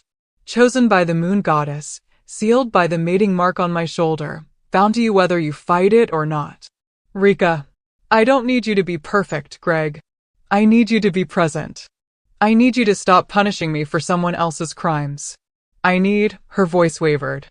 I need you to choose me. Not because biology is forcing it, but because you want to." He stood frozen for a heartbeat. Then his control shattered completely. His hands came up to grip her waist, pulling her against him with a desperation that stole her breath. His mouth found hers in a kiss that was nothing like their mating night. This was raw need and surrender and 6 years of walls crumbling all at once. Rika kissed him back with equal desperation, her fingers tangling in his hair, her body finally getting what it had been screaming for. The bond flared between them like a supernova, and she felt his wolf reach for hers, felt the connection snap into place properly for the first time. Greg lifted her effortlessly, carrying her back to the bed.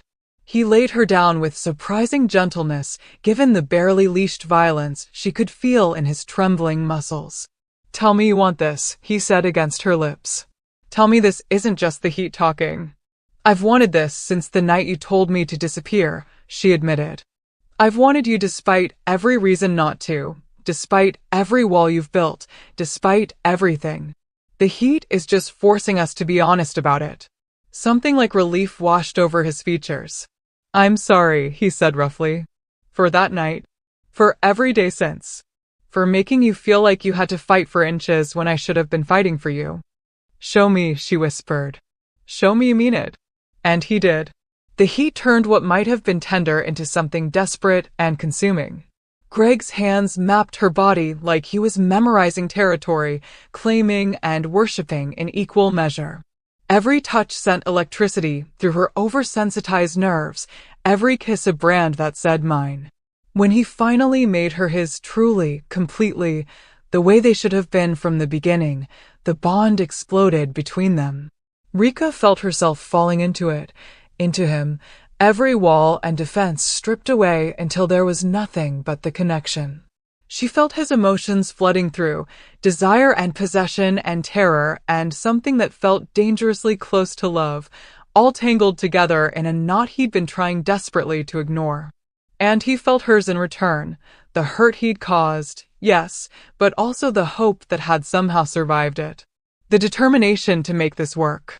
The growing affection that she'd been trying to deny because it felt foolish to care for someone who'd told her to disappear. "I see you." His voice came through the bond, clearer than ever before. "Moon goddess, I see you, and you're terrifying." "Good," she sent back. "Be terrified. Be uncertain. But be here with me. I'm trying. Try harder." They came apart together, the bond sealing with a finality that made them both gasp. There was no taking this back now.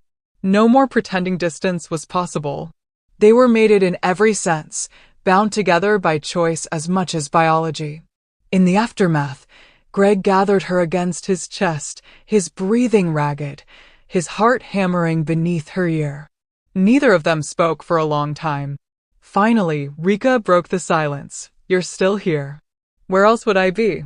His voice rumbled through his chest. "I have expected you to panic and run the moment the heat allowed you to think clearly." She felt him tense. "I thought about it," he admitted quietly. "My first instinct was to retreat, rebuild the walls, pretend this hadn't changed anything.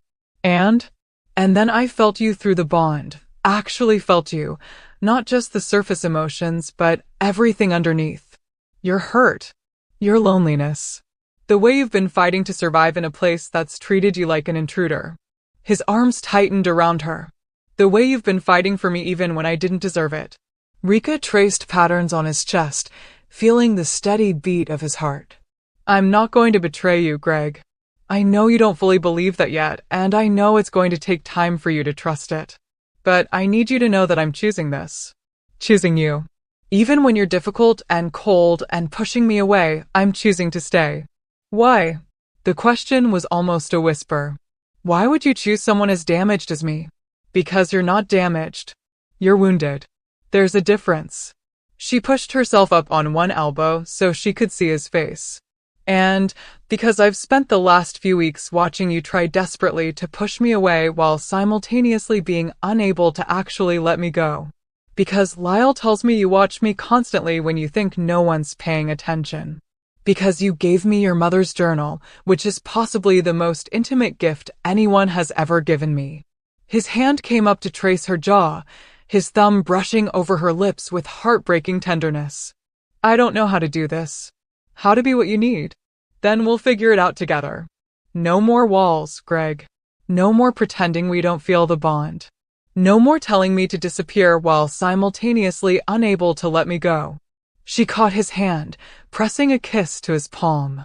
"I need you to meet me halfway. I can't keep fighting alone." He was quiet for so long she thought he might retreat again. "Then, okay. Okay, okay, he confirmed, his eyes meeting hers. No more walls. Or at least, I'll try. I can't promise I won't panic or fall back into old patterns. But I'll try. It wasn't a declaration of love. It wasn't even a promise of easy. But it was honest, and after weeks of careful distance and practiced coldness, honesty felt like a gift. That's all I'm asking, she said softly. The heat hadn't broken yet. She could still feel it simmering beneath her skin, demanding more. But for now, wrapped in her mate's arms with the bond humming contentedly between them, Rika felt something she hadn't felt since arriving at the Umbrae Keep. Hope. Real, tangible hope that maybe this could work. That maybe the moon goddess had known exactly what she was doing when she'd bound them together. Outside, snow began to fall again, covering the keep in fresh white. And inside Rika's chambers, two wolves who'd been fighting the inevitable finally surrendered to it, letting the bond weave them together the way it had always been meant to. It would take more than one night to heal all the damage. More than one moment of surrender to build the trust they both needed. But it was a start. And sometimes a start was everything. The heat lasted 3 more days. 3 days where Rika and Greg existed in a world narrowed down to her chambers, the bond, and each other. 3 days of walls crumbling, of conversations whispered in darkness, of Greg slowly, painfully learning how to be vulnerable. When it finally broke, leaving them both exhausted and changed, they emerged to find the keep buzzing with barely suppressed gossip. The Alpha King and his Luna Queen had sealed their bond properly. Everyone could feel it, the way the pack's energy had shifted, stabilized. Wolves who'd treated Rika with suspicion now offered cautious respect. The mating was real now, undeniable. For 2 weeks, something almost like peace settled over the Umbrae Keep. Greg still struggled with closeness. Decades of self-protection didn't dissolve overnight, but he was trying. He sat beside her at council meetings now, occasionally asking her opinion. He walked with her through the gardens in the early mornings, their conversations stilted but genuine. He came to her chambers most nights, and though the passion had cooled from the heat's intensity, the connection remained. Rika could feel him through the bond constantly now, a warm presence at the back of her mind. She knew when he was stressed during negotiations, when he was amused by something Lyle said, when he was watching her from across a room with an expression he thought she couldn't see. It wasn't love yet, but it was something. Something fragile and growing, like the first shoots of spring pushing through frozen ground. And then Daciana Dravel arrived. The announcement came during breakfast. A messenger had arrived at dawn requesting an audience. Daciana and her delegation sought permission to visit the Umbrae Keep under the banner of diplomacy. There were territorial matters to discuss, trade agreements to negotiate, the usual political necessities that kept neighboring packs from each other's throats. Rika watched Greg's face go carefully blank when the messenger delivered the news. Through the bond, she felt his immediate spike of anxiety, quickly suppressed. The Shadowmere pack wishes to strengthen relations, the messenger continued, oblivious to the tension. Alpha Daciana specifically requested the opportunity to meet the new Luna Queen and offer congratulations on your mating. The silence that fell over the breakfast table was profound. Tell Alpha Daciana, Greg said slowly, his voice controlled, that the Umbrae pack welcomes diplomatic relations. She and her delegation may arrive within the week. The messenger bowed and departed.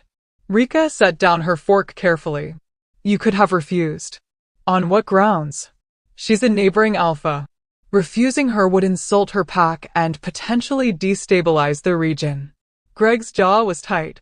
Besides, she'll interpret refusal as weakness. As proof that her presence still affects me. Does it? He turned to look at her fully, his dark eyes unreadable. Not in the way she wants it to. But yes, having her here will be complicated. Complicated, Rika repeated. That's one word for it. Through the bond, she felt his guilt, his worry, his desire to protect her from something he wasn't sure he could control. She reached across the table and took his hand, surprising them both. We'll handle it, she said firmly. Together. His fingers tightened around hers. Together, he echoed, like he was testing the word. Daciana arrived 5 days later with a delegation of 12 wolves, all beautiful, all dangerous, all utterly loyal to their alpha. She swept into the great hall like she owned it, dressed in crimson silk that clung to every curve, her dark hair elaborately styled, rubies glittering at her throat and wrists. She was everything Rika had seen in the portrait and more, devastating beauty weaponized into a tool of manipulation. Alpha King Greg, Daciana purred, her voice like honey over steel.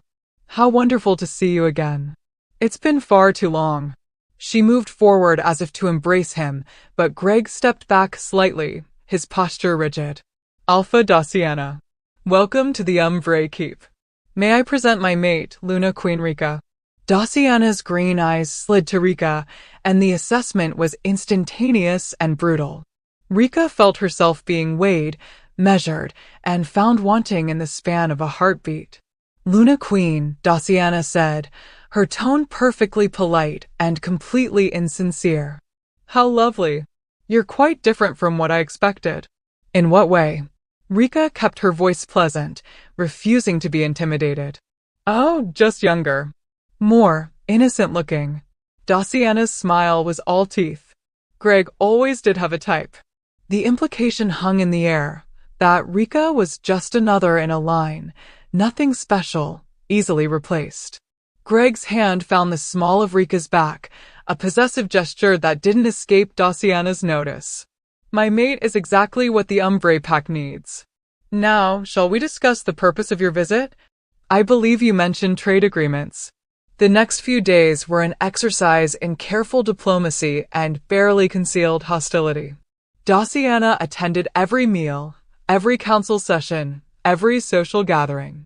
She laughed at Greg's jokes, touched his arm with casual familiarity, reminisced about old times with a pointed nostalgia that excluded everyone else. And she watched Rika constantly, like a cat watching a mouse, waiting for the perfect moment to pounce. Rika endured it with as much grace as she could manage, but the stress was wearing on her. She could feel Greg's tension through the bond, his constant vigilance. He was waiting for Daciana to make her move, and the anticipation was almost worse than whatever was coming. It came on the 6th night of Daciana's visit. Rika had retired early, exhausted from another dinner where Daciana had monopolized Greg's attention with pack business that somehow always required his immediate focus. She was in her chambers reviewing some treaty documents when a soft knock interrupted her concentration. She opened the door to find one of Daciana's wolves, a young female named Maris, standing in the corridor, her expression nervous. Luna Queen, Maris said quietly. I need to speak with you. It's important. Something about the girl's demeanor set off alarm bells, but Rika stepped back to allow her entry. What is it? Maris glanced around the room as if checking for listeners, then moved closer. I shouldn't be telling you this. If Alpha Daciana knew I was here, she'd. She trailed off, swallowing hard. But it's not right. What she's planning? Who's planning? Daciana. She's going to accuse you of treason tomorrow during the council session. She has letters supposedly from you to your father, sharing Umbrae pack secrets, planning some kind of coup. Maris's words tumbled out in a rush. They're forgeries, obviously. But they look real. Real enough to create doubt. Rika felt ice slide down her spine. Why are you telling me this? Because I've watched you these past days. You're not what Daciana said you'd be. You're not weak or manipulative or using the Alpha King. You're just... Maris struggled for words. You're just trying to be a good Luna. And what Daciana's doing is wrong. Does she know you're here? No. And if she finds out, fear flickered across Maris's face. I should go. I just wanted to warn you. Whatever evidence she presents tomorrow, it's false. All of it. She slipped out before Rika could respond, leaving her standing alone in her chambers with her heart racing. Rika's first instinct was to go to Greg immediately to warn him. But something stopped her. If she went to him now, panicked and defensive, would he believe her? Or would Daciana's carefully planted seeds of doubt, all those reminiscences, all that history, make him hesitate? She spent the night sleepless, trying to decide how to handle what was coming. By dawn, she'd made her choice. She would face the accusation head-on, trust that the bond they'd built was strong enough to survive this test. She had to believe that Greg knew her heart by now. The council session the next morning started normally enough. Territorial reports, trade discussions, routine pack business. Rika sat in her usual place beside Greg, hyper-aware of Daciana across the table, watching with barely concealed anticipation. Then, as the meeting was winding down, Daciana spoke. Before we conclude, there's a matter of grave concern I must bring to your attention, Alpha King. She withdrew a leather folder from her bag, laying it on the table with deliberate care. I've come into possession of some troubling correspondence. Greg's expression remained neutral, but Rika felt his sudden spike of alertness through the bond. What correspondence? Letters. Written by your Luna Queen to her father, Alpha Theron Dynamere. Daciana opened the folder, revealing several pieces of parchment covered in handwriting that looked disturbingly similar to Rika's own. They detail classified pack information, patrol routes, warrior strengths, strategic weaknesses. It appears your mate has been sharing Umbrae secrets with her birth pack. The silence that fell was absolute. Every eye in the council chamber turned to Rika. She felt the weight of their stares, their sudden suspicion. Through the bond, she felt Greg's shock, his confusion, his immediate instinct to defend her warring with trained caution. These are forgeries, Rika said clearly, her voice steady despite her racing heart. I have never shared pack secrets with anyone. Of course you'd say that. Daciana's smile was sympathetic, poisonous. But the evidence is quite compelling. The handwriting matches your own, the seal is yours, and my sources confirm these letters were intercepted on their way to Dynamere territory. What sources? Greg's voice was dangerously quiet. I'm afraid I can't reveal that without compromising their safety. But I assure you, they're reliable.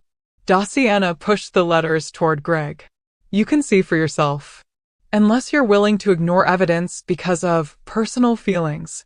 The implication was clear. If Greg defended Rika, he was being weak. Blinded by the bond the way he'd once been blinded by Daciana herself. Greg picked up the letters slowly, his expression unreadable. Rika watched him read, felt his emotions churning through the bond, doubt, and trust fighting for dominance. He wanted to believe her. She could feel that. But the evidence was damning, and his history with betrayal was a weight pulling him toward suspicion. Rika, he said finally, looking up to meet her eyes. Did you write these? The question hit like a physical blow. After everything, after the heat, after the vulnerability they'd shared, after 2 weeks of carefully building trust, he was asking if she'd betrayed him.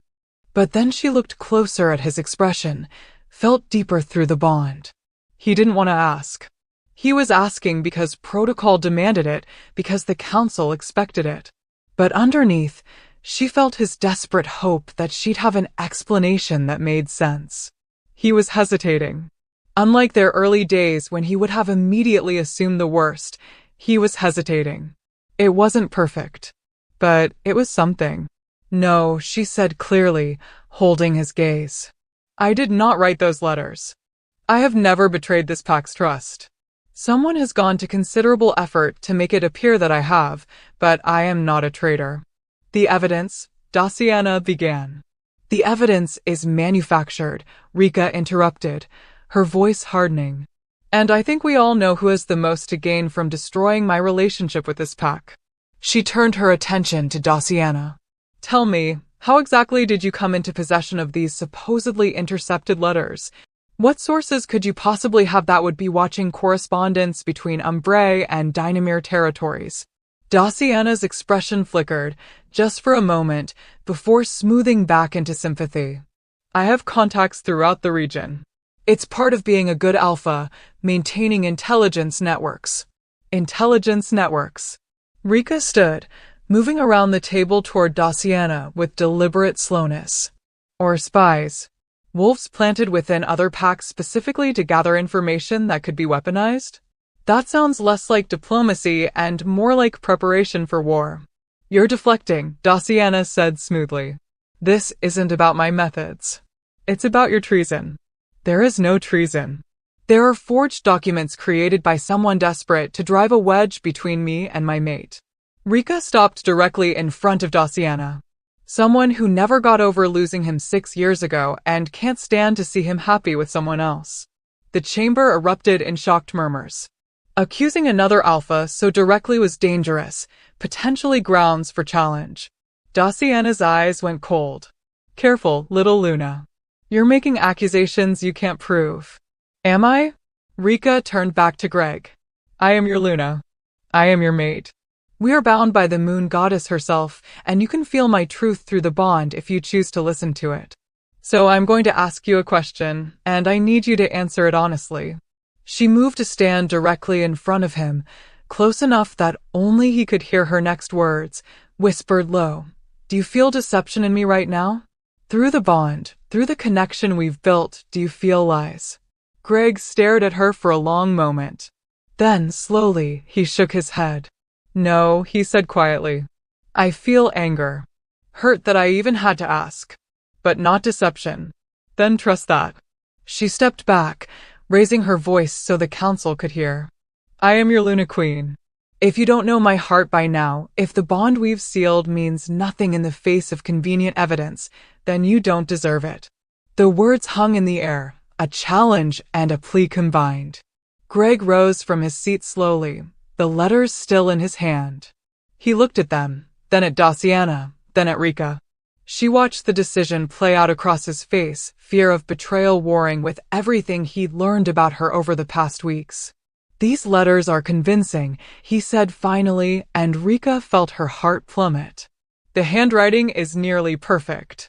The information detailed is accurate. Any alpha looking at this evidence would have reasonable cause for suspicion. Daciana's smile began to spread. However, Greg continued, his voice hardening, there's one significant problem with them. The smile faltered. My mate doesn't use a personal seal. She's told me multiple times that she finds them pretentious, a waste of perfectly good wax. He held up one of the letters, showing the red seal pressed into the bottom. So whoever forged these made a crucial error. They assumed all nobility uses seals, without bothering to learn their target's actual habits. He let the letter drop back onto the table, his eyes now fixed on Daciana with an intensity that made several council members shift uncomfortably. But there's someone in this room who would know about seals. Who was raised with all the traditional noble protocols. Who would naturally assume everyone operates the way she does. He moved around the table toward Daciana with predatory grace. Someone who's made a career out of manipulation and has a history of planting false evidence to achieve her goals. Daciana's face had gone pale, but her smile remained fixed. You can't possibly be suggesting. I'm not suggesting anything. I'm stating facts. Greg gestured to Lyle. Have the guards search Alpha Daciana's chambers. I want every piece of correspondence, every document, every scrap of paper examined. Now. You have no right, Daciana stood, her composure finally cracking. I came here under diplomatic immunity, which you forfeited the moment you attempted to frame my Luna for treason. Greg's voice dropped to a growl, his wolf very close to the surface. Did you really think I wouldn't see through this? That I'd be so blinded by old pain that I couldn't recognize a setup? I was trying to protect you. Daciana's facade shattered completely, revealing the desperation underneath. She's using you, Greg. Just like I did. Just like everyone does. Can't you see that? What I see, Greg said quietly, is a woman so consumed by her own manipulations that she can't recognize genuine connection when it's in front of her. He turned to Lyle. Escort Alpha Daciana and her delegation to the border. They have until sundown to leave Umbrae territory. This isn't over, Daciana hissed as guards moved to flank her. You'll regret choosing her over. I regret, Greg interrupted, his voice cutting, ever being foolish enough to think what we had was real. But I'm grateful for the lesson. It taught me to recognize the difference between performance and truth. His eyes found Rika across the room. And my mate is truth.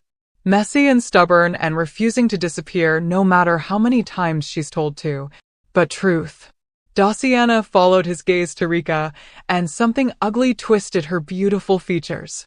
She'll destroy you. Maybe not today, maybe not tomorrow, but eventually. That's what mates do. They find your weaknesses and exploit them. Then I'll be destroyed, Greg said simply. But it will be my choice. Now get out of my territory before I forget the rules of diplomacy and let my wolf have what he wants. The threat was clear. Daciana had pushed as far as she could push. As the guards escorted her from the council chamber, she looked back once more. Not at Greg, but at Rika. The hatred in that glance was palpable, a promise that this wasn't finished. But then she was gone, and the chamber erupted in chaos as council members began talking over each other, demanding explanations, arguing about diplomatic consequences. Rika stood frozen, her heart still racing, barely able to process what had just happened. Greg had chosen her. When presented with evidence designed to trigger every one of his fears, he looked past it and chosen to believe her. Through the bond, she felt his own shaken relief, his residual anger at Daciana, his fierce protectiveness toward Rika. Their eyes met across the chaos of the council chamber, and something passed between them. An understanding. An acknowledgement that they'd survived their first real test. Council is adjourned, Greg announced, his voice cutting through the noise. We'll reconvene tomorrow to discuss any diplomatic fallout. The council members filed out reluctantly, still muttering among themselves. When the chamber had cleared except for Lyle, who lingered by the door, Greg finally crossed to where Rika stood. I'm sorry, he said quietly. That I had to ask. That I put you through that. You hesitated, Rika interrupted. When the old Greg, the one from our mating night, would have immediately assumed the worst, you hesitated. You wanted to believe me. That's... Her voice caught. That's not nothing. It should have been more than hesitation. I should have immediately known. You're still learning to trust. We both are. She reached for his hand, lacing their fingers together. But you chose me when it mattered. That's what I'll remember. Lyle cleared his throat from the doorway. For what it's worth, that was the most diplomatic way I've ever seen someone tell another alpha to go to hell. Well done, both of you. Despite the tension, Rika felt a smile tug at her lips. Thank you, Beta. Though we will need to discuss potential retaliation from Shadowmere Pack, Lyle continued more seriously. Daciana doesn't strike me as someone who accepts defeat gracefully. Let her try, Greg said, his arm sliding around Rika's waist in a gesture that was becoming natural. She'll find the Umbrae Pack united in a way it hasn't been in years.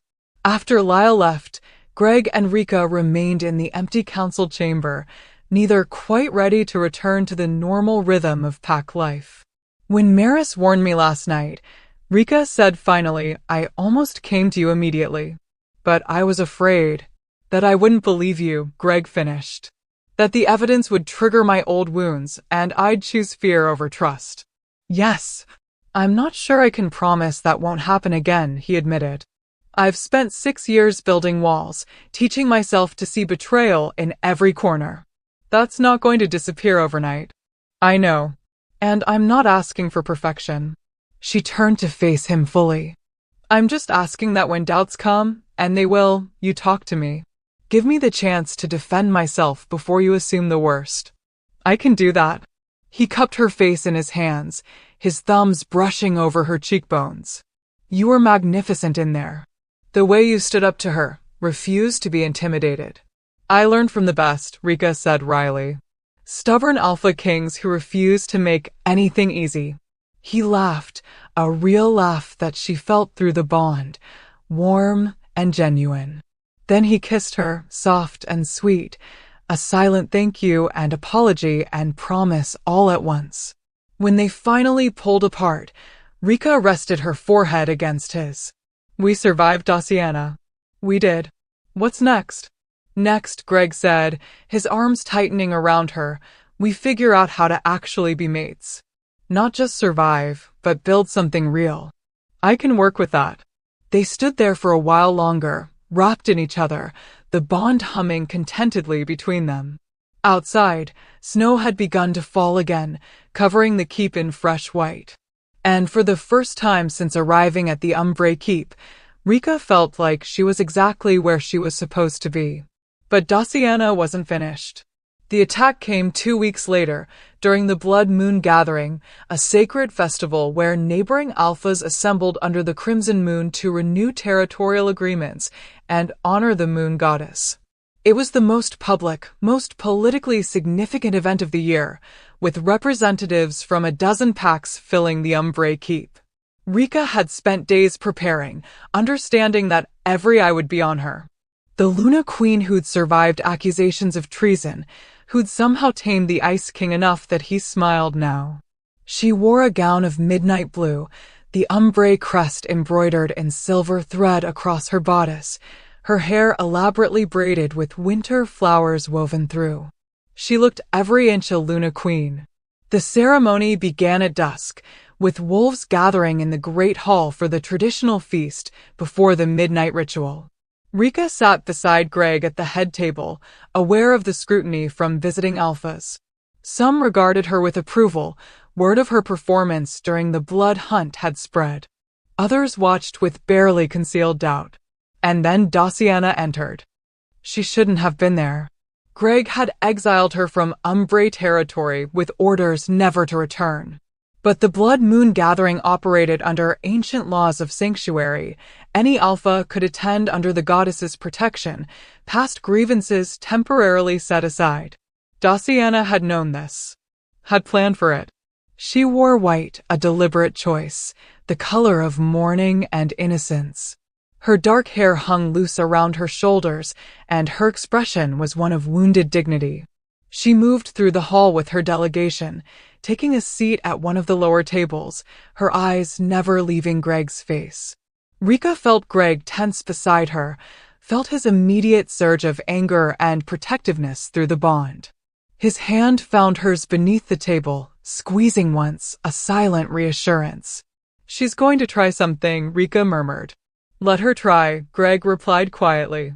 In front of all these witnesses, with the Blood Moon laws in effect, there's only so much damage she can do. He was wrong. The feast progressed with forced normalcy. Wolves ate and drank, conversations flowing around the tension that Daciana's presence created. Visiting alphas paid their respects to Greg and Rika, offering congratulations on their mating, carefully avoiding any mention of the scandal that had preceded this gathering. Then, as the moon climbed toward its peak and the hall began preparing for the midnight ritual, Daciana stood. Alpha King Greg, she called out, her voice cutting through the noise. I invoke the right of testimony under the blood moon. The hall went silent. The right of testimony was ancient law. During the Blood Moon Gathering, any wolf could present grievances before the assembled alphas, demanding judgment from the collective rather than any single pack. It was meant to resolve disputes that individual pack justice couldn't handle, and it was binding. Once invoked, the testimony had to be heard. Greg's joy tightened. You have the floor, Alpha Daciana. Daciana moved to the center of the hall, where all could see her. She looked fragile in the flickering firelight, wounded and brave. A masterful performance. I come before you not to seek vengeance, but to seek truth, she began, her voice carrying to every corner. 2 weeks ago, I brought evidence of treason to the Umbrae pack. Evidence that their Luna Queen had been sharing pack secrets with her birth pack, potentially plotting against her mate. Murmurs rippled through the crowd. Several alphas leaned forward, interested. That evidence was dismissed, Daciana continued. Declared forgery by an alpha king who, I believe, is blinded by the mating bond to his Luna's true nature. And so I ask you, assembled alphas, to hear my testimony, to examine the evidence yourselves, to determine if justice has been served or if it has been compromised by. She paused delicately. By personal feelings. This is absurd, Lyle growled from his position beside Greg. The evidence was proven false. Was it? Daciana's eyes glittered. Or was one small discrepancy, a seal that may or may not be used regularly, enough to dismiss months of careful planning? Enough to ignore the very real possibility that the Umbrae Pack has a traitor in its highest ranks. She withdrew more documents from her dress, holding them aloft. I have additional evidence. Correspondence I've gathered since my exile. Testimony from wolves who've witnessed Luna Rika sending messages at odd hours. Reports of secret meetings with Dynamere representatives. Rika felt ice slide down her spine. This wasn't just an accusation anymore. Daciana had built an entire case, layer upon layer of manufactured evidence designed to be impossible to dismiss. The penalty for treason is death, Daciana said, her voice hardening. And I demand that the assembled alphas invoke that penalty. That Luna Rika be executed under Blood Moon law, before all present, as an example of what happens to those who betray their packs. The hall erupted in chaos. Visiting alphas shouted questions and objections. Some looked shocked, others calculating. The ancient laws were clear. If enough alphas agreed, if the evidence was compelling, the sentence could be carried out immediately. Greg rose from his seat, his presence commanding enough that silence gradually fell. You invoke Blood Moon law to demand my mate's execution. Bold, considering that same law requires proof beyond doubt. Proof you clearly don't have, since this is nothing but an elaborate revenge plot. Is it? Daciana's smile was sharp. Then explain this. She held up a final document, and even from across the hall, Rika could see the Dynamere Pack seal pressed into the wax. A letter from Alpha Theron Dynamere himself, acknowledging receipt of information from his daughter, thanking her for her invaluable service to the pack. Dated 3 days ago. Rika felt the blood drain from her face. That's impossible. My brother Aaron is Alpha now. My father has been dead for 2 years. Has he? Daciana's expression was triumphant. Or is that simply what you've told everyone? Another lie in a long line of lies. My father is dead, Rika said, her voice shaking with fury. And you've just made a fatal mistake. Have I? How so? Because my father's death is a matter of public record. Witnessed by 3 neighboring packs. Documented in the regional archives. Rika stood, moving to the center of the hall to face Daciana directly. Any alpha here can verify it with a single message. Which means that letter, supposedly from my dead father, is an obvious forgery. Daciana's expression flickered, just for a moment, but Rika saw it. Saw the realization that she'd miscalculated. Unless, Rika continued, her voice carrying, you've been so focused on manufacturing evidence that you didn't bother to verify basic facts. That you're so consumed with destroying me that you've lost track of your own lies. The archives could be wrong. They're not wrong, said a new voice. Alpha Brennan of the Ironwood Pack stood, his massive frame radiating authority. He was one of the oldest alphas present, respected by all. I witnessed Theron Dynamere's death myself. Stood honor guard at his funeral. That letter is a forgery, and a sloppy one at that. Other alphas began standing, voicing agreement. The tide was turning, and Daciana could feel it. This is a conspiracy, she said desperately. You're all protecting her because she's mated to the most powerful alpha in the region. No, Greg interrupted, his voice cutting. They're protecting truth. Something you've never bothered with. He descended from the head table, and wolves parted before him like water. His power filled the hall, oppressive and absolute. When he spoke again, his voice carried the weight of the Alpha command. You came into my territory under false pretenses. You forged documents. You planted false evidence. You attempted to have my mate executed based on lies. He stopped directly in front of Daciana, towering over her. And you made one critical error. What error? She spat. You assumed I was still the broken wolf you left behind 6 years ago. The one who'd believe lies because he expected betrayal. Greg's eyes glowed amber, his wolf very close to the surface. But I'm not that wolf anymore. And you're not clever enough to destroy what we've built. Daciana's composure cracked completely. She doesn't deserve you. She's nothing, just some desperate girl from a dying pack who saw an opportunity. She's my mate, Greg said quietly. Chosen by the moon goddess. Sealed by bond and mark and choice. And you will never touch her again. He shifted. The transformation was instantaneous, bones breaking and reforming, skin splitting to allow midnight black fur to emerge. Within seconds, his massive wolf stood where the man had been, easily twice the size of any wolf in the hall. His amber eyes fixed on Daciana with predatory focus. Daciana stumbled backward, fear finally breaking through her calculated facade. You can't blood moon law, sanctuary. But Greg's wolf wasn't interested in killing her. That would be too quick, too merciful. Instead, he turned to Rika, his enormous head lowering in a gesture of submission and devotion. Then he raised his muzzle and howled, a sound of claiming, of absolute possession. Every wolf in the hall felt it in their bones, understood what it meant. This is my mate. My queen. Touch her and die. Other wolves began shifting, adding their voices to his. The Umbrae pack first, then visiting wolves who recognized truth when they saw it. The hall filled with howls, a symphony of acknowledgement. Daciana stood alone in human form, surrounded by wolves who'd chosen sides. Chosen Rika. When Greg shifted back, he stood before the assembled alphas completely unbothered by his nakedness, every inch the dominant alpha. I invoke my right as host to pass judgment under Blood Moon law. Daciana Dravel, you are exiled not just from Umbrae territory, but from the entire northern region. No pack will grant you sanctuary. No alpha will honor trade agreements with Shadowmere while you lead it. You are declared rogue, and if you set foot in any of our territories again, the sentence is death. It was the harshest punishment possible short of execution.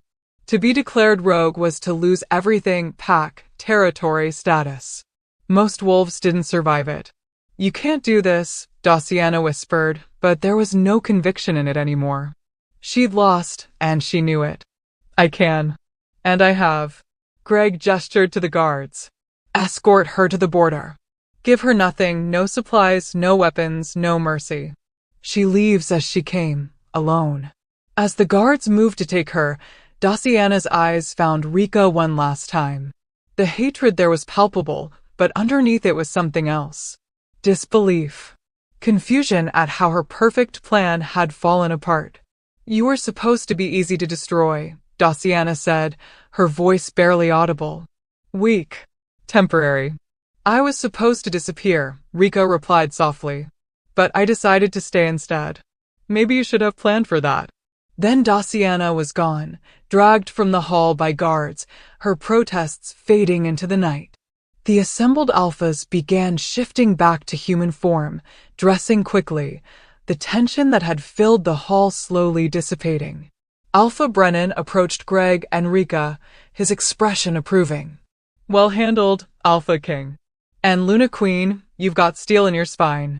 Your father would be proud. Thank you, Alpha Brennan. Rika's voice was steadier than she felt. The rest of the Blood Moon gathering passed in a blur of congratulations and political maneuvering. By the time the last visiting wolves departed at dawn, Rika was exhausted to her bones. She and Greg made it back to her chambers, their chambers now, as he'd been sleeping there every night, and collapsed together on the bed, still in their formal clothes. That was dramatic, Rika said into the silence. Greg laughed, the sound shaking his chest where her head rested. Daciana never did anything by halves. But yes, dramatic is an understatement. You shifted in front of everyone. Claimed me publicly. I did. He rolled onto his side to face her. Did you mind? Mind? You held for me in front of a dozen alphas and basically announced to the entire region that I'm yours. She smiled. It was terrifying and possessive and completely over the top. But did you mind? He repeated. No, she admitted softly. I didn't mind. They lay together as the sun rose, neither speaking, just existing in the peace of having survived another test. The bond hummed contentedly between them, stronger than ever. "Thank you," Greg said finally. "For not disappearing. For fighting when it would have been easier to run. For being exactly who you are." "Thank you for choosing me," Rika replied. "Even when it was terrifying. Especially when it was terrifying." The weeks that followed were the most peaceful Rika had experienced since arriving at the Umbrae Keep. With Daciana gone and the pack having witnessed their alpha's absolute devotion to his Luna, the last traces of resistance faded. Wolves who'd treated Rika with suspicion now offered genuine respect. She was invited to training sessions, asked her opinion in council meetings, included in pack decisions. She was finally, truly, Luna Queen. Greg continued his slow transformation from the Ice King into something warmer, more present. He smiled more often now, laughed at Lyle's jokes, held Rika's hand in public without hesitation. The walls hadn't disappeared completely, she suspected they never would, but they'd lowered enough that connection was possible. It was during this time of peace that Rika's body began changing in ways she recognized, but didn't immediately want to acknowledge. The first sign was the nausea. She'd wake in the mornings feeling queasy, unable to face breakfast. Then came the exhaustion, a bone-deep tiredness that no amount of sleep seemed to cure. Her senses sharpened even beyond normal wolf capabilities, and certain smells became unbearable.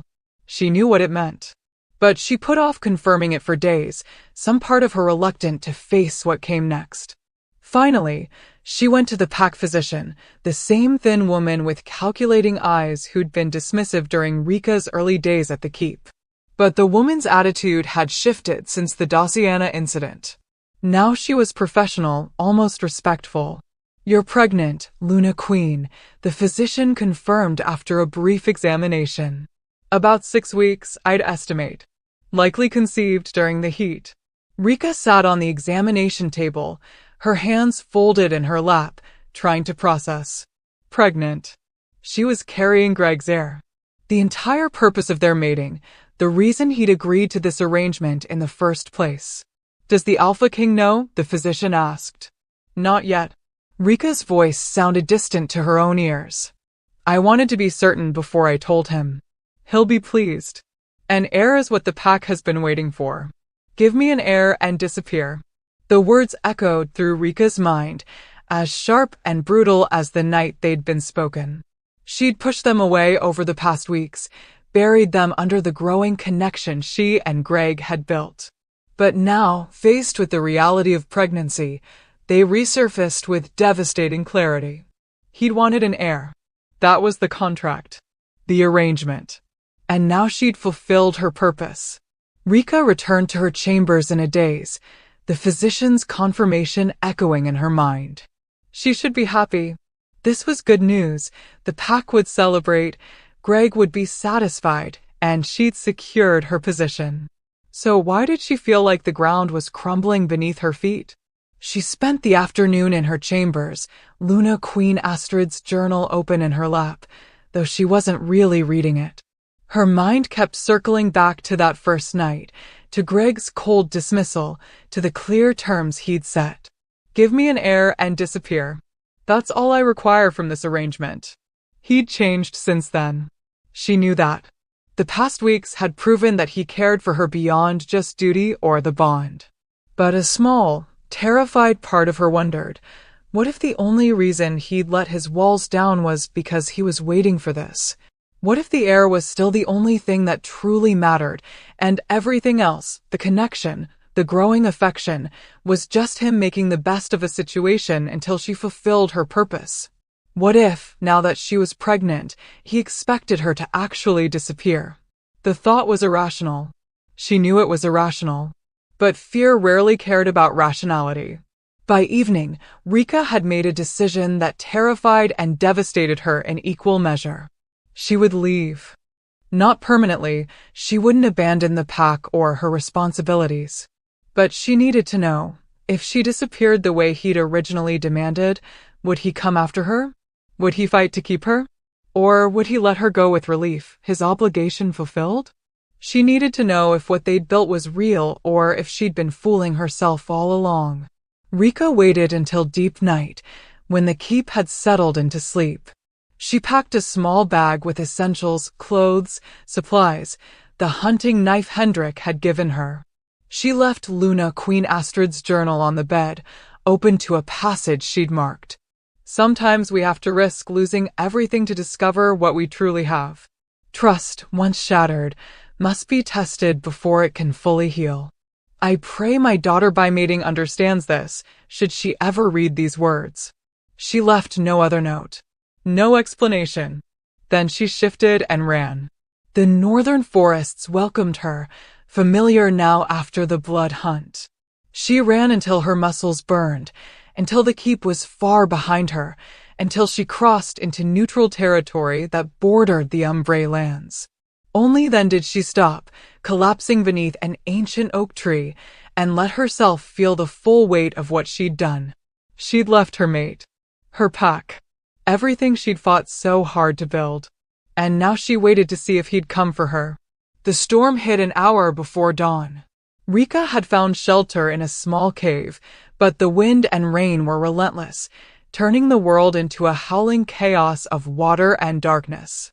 She sat at the cave entrance, watching lightning split the sky, and wondered if she'd made a catastrophic mistake. Through the bond, she could feel Greg's panic.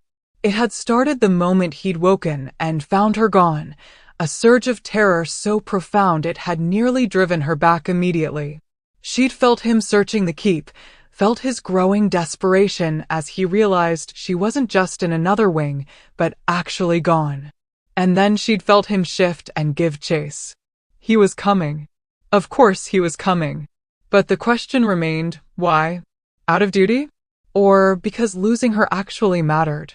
She saw him through the rain before she heard him, a massive black wolf appearing through the trees like a shadow given form. He was soaked, his fur plastered to his body, his amber eyes wild as they found her. He shifted immediately, not caring about the storm or his nakedness, and stormed toward her with an expression caught between fury and devastation. What were you thinking? His voice was raw. I woke up and you were gone, no note, no explanation, just gone. I fulfilled the contract, Rika said, her own voice shaking. I'm pregnant, Greg. You're going to get your heir. So I thought. You thought what? That I'd let you go? That I'd be relieved. He was shouting now, rain streaming down his face. You thought that after everything, after the hunt and Daciana and the blood moon, that I'd just let you disappear because you'd finally given me what I originally wanted? I needed to know. Rika stood, meeting his fury with her own. I needed to know if you actually want me or if you've just been making the best of a situation until I served my purpose. Served your purpose? He looked at her like she'd struck him. Is that really what you think? That this has all been an act? That I've been pretending? I don't know what to think. You told me to give you an heir and disappear. Those were your exact words. Your command. And now I'm pregnant, so... Greg moved so fast she didn't have time to react. He crossed the distance between them and dropped to his knees in the mud, his hands gripping her hips, his face level with her stomach. I revoke it, he said, his voice breaking. That command, that contract, all of it, I revoke it. I was wrong. I was terrified and broken, and I said things that he stopped, pressing his forehead against her abdomen. Please don't leave. Please don't take my child and disappear, because I was too much of a coward to admit that I need you. Rika felt tears mixing with the rain on her face. Greg, I love you. The words came out muffled against her stomach, but she heard them clearly. Felt them through the bond like a shockwave. I love you, and I should have said it weeks ago. I should have said it instead of that cruel command on our mating night. I should have said it during the hunt or after Daciana or during any of the 1,000 moments when I felt it but was too afraid to speak it. He looked up at her, rain and tears streaming down his face. I love you, Rika. Not because you're carrying my heir, not because of the bond or duty or any of those things. I love you because you're fierce and stubborn and you refuse to disappear no matter how many times I tried to make you. I love you because you see me, all of me, even the broken parts, and you've chosen to stay anyway. You're an idiot, Rika said, her voice choked with emotion. A dramatic, emotionally constipated idiot. I know. I wasn't actually leaving. Not permanently. I just needed to know if I'd come after you. If losing you mattered. He rose from his knees, his hands cupping her face. It matters, Rika. You matter more than anything. More than the air, more than the pack, more than my own fear. You matter. I love you too, she whispered. Even though you make everything impossibly difficult. I know. I'm working on that. He kissed her then, in the rain and mud, with thunder rolling overhead and lightning illuminating them in brief flashes. It was desperate and clinging and full of all the words they'd been too afraid to speak. When they finally pulled apart, Greg kept his forehead pressed against hers. Come home. Please. Come home and let me spend the rest of our lives proving that I meant every word. As equals? Rika asked. Not as Luna and Alpha, but as partners? As equals, he confirmed. As mates. As everything. Then take me home. They shifted together, two wolves running through the storm-soaked forest.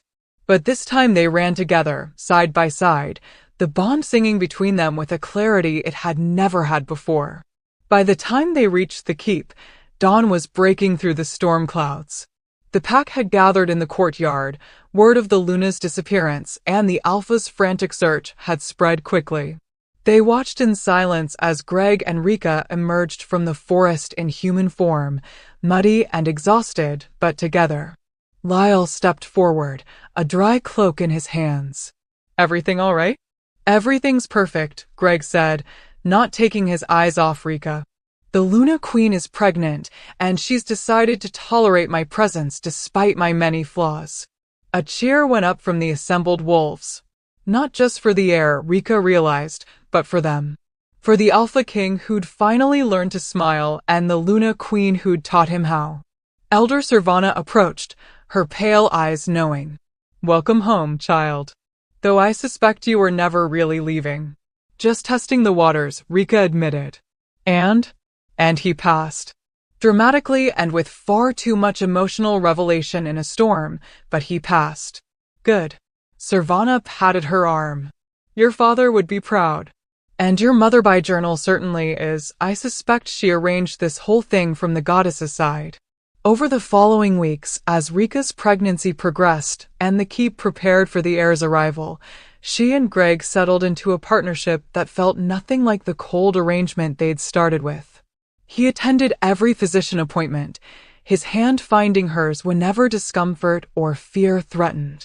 He read Luna, Queen Astrid's journal cover to cover, learning from the woman who'd faced similar challenges decades before. He made changes to pack law, elevating the Luna's position to true equality with the Alphas. And most importantly, he talked about his fears, his past, his hopes for their future. The walls didn't disappear completely, they never would, but they became doors instead. Places Rika could enter when he forgot how to let her in. 6 months later, on a night when the moon hung full and bright over the Umbrae Keep, Rika gave birth to twin daughters. Strong, healthy girls who held their arrival with impressive volume. Greg held them both, tears streaming down his face, and looked at Rika with an expression of such pure love and gratitude that she felt the bond swell with it. Thank you, he said softly, for refusing to disappear, for fighting when I tried to push you away, for being exactly who you are. Thank you for finally learning to let me stay, Rika replied. They named the twins Astrid and Theron, honoring the parents who'd shaped them both. And as Greg placed the babies in Rika's arms and climbed into bed beside his family, the keep settled into a peace it hadn't known in generations. The Ice King had melted. The invisible Luna had become undeniable. And the pack that had been frozen in tradition and fear learned to thaw into something warmer, stronger, and infinitely more whole. It hadn't been easy. It had been brutal and messy and full of mistakes. But it had been real. And in the end, that was all that mattered.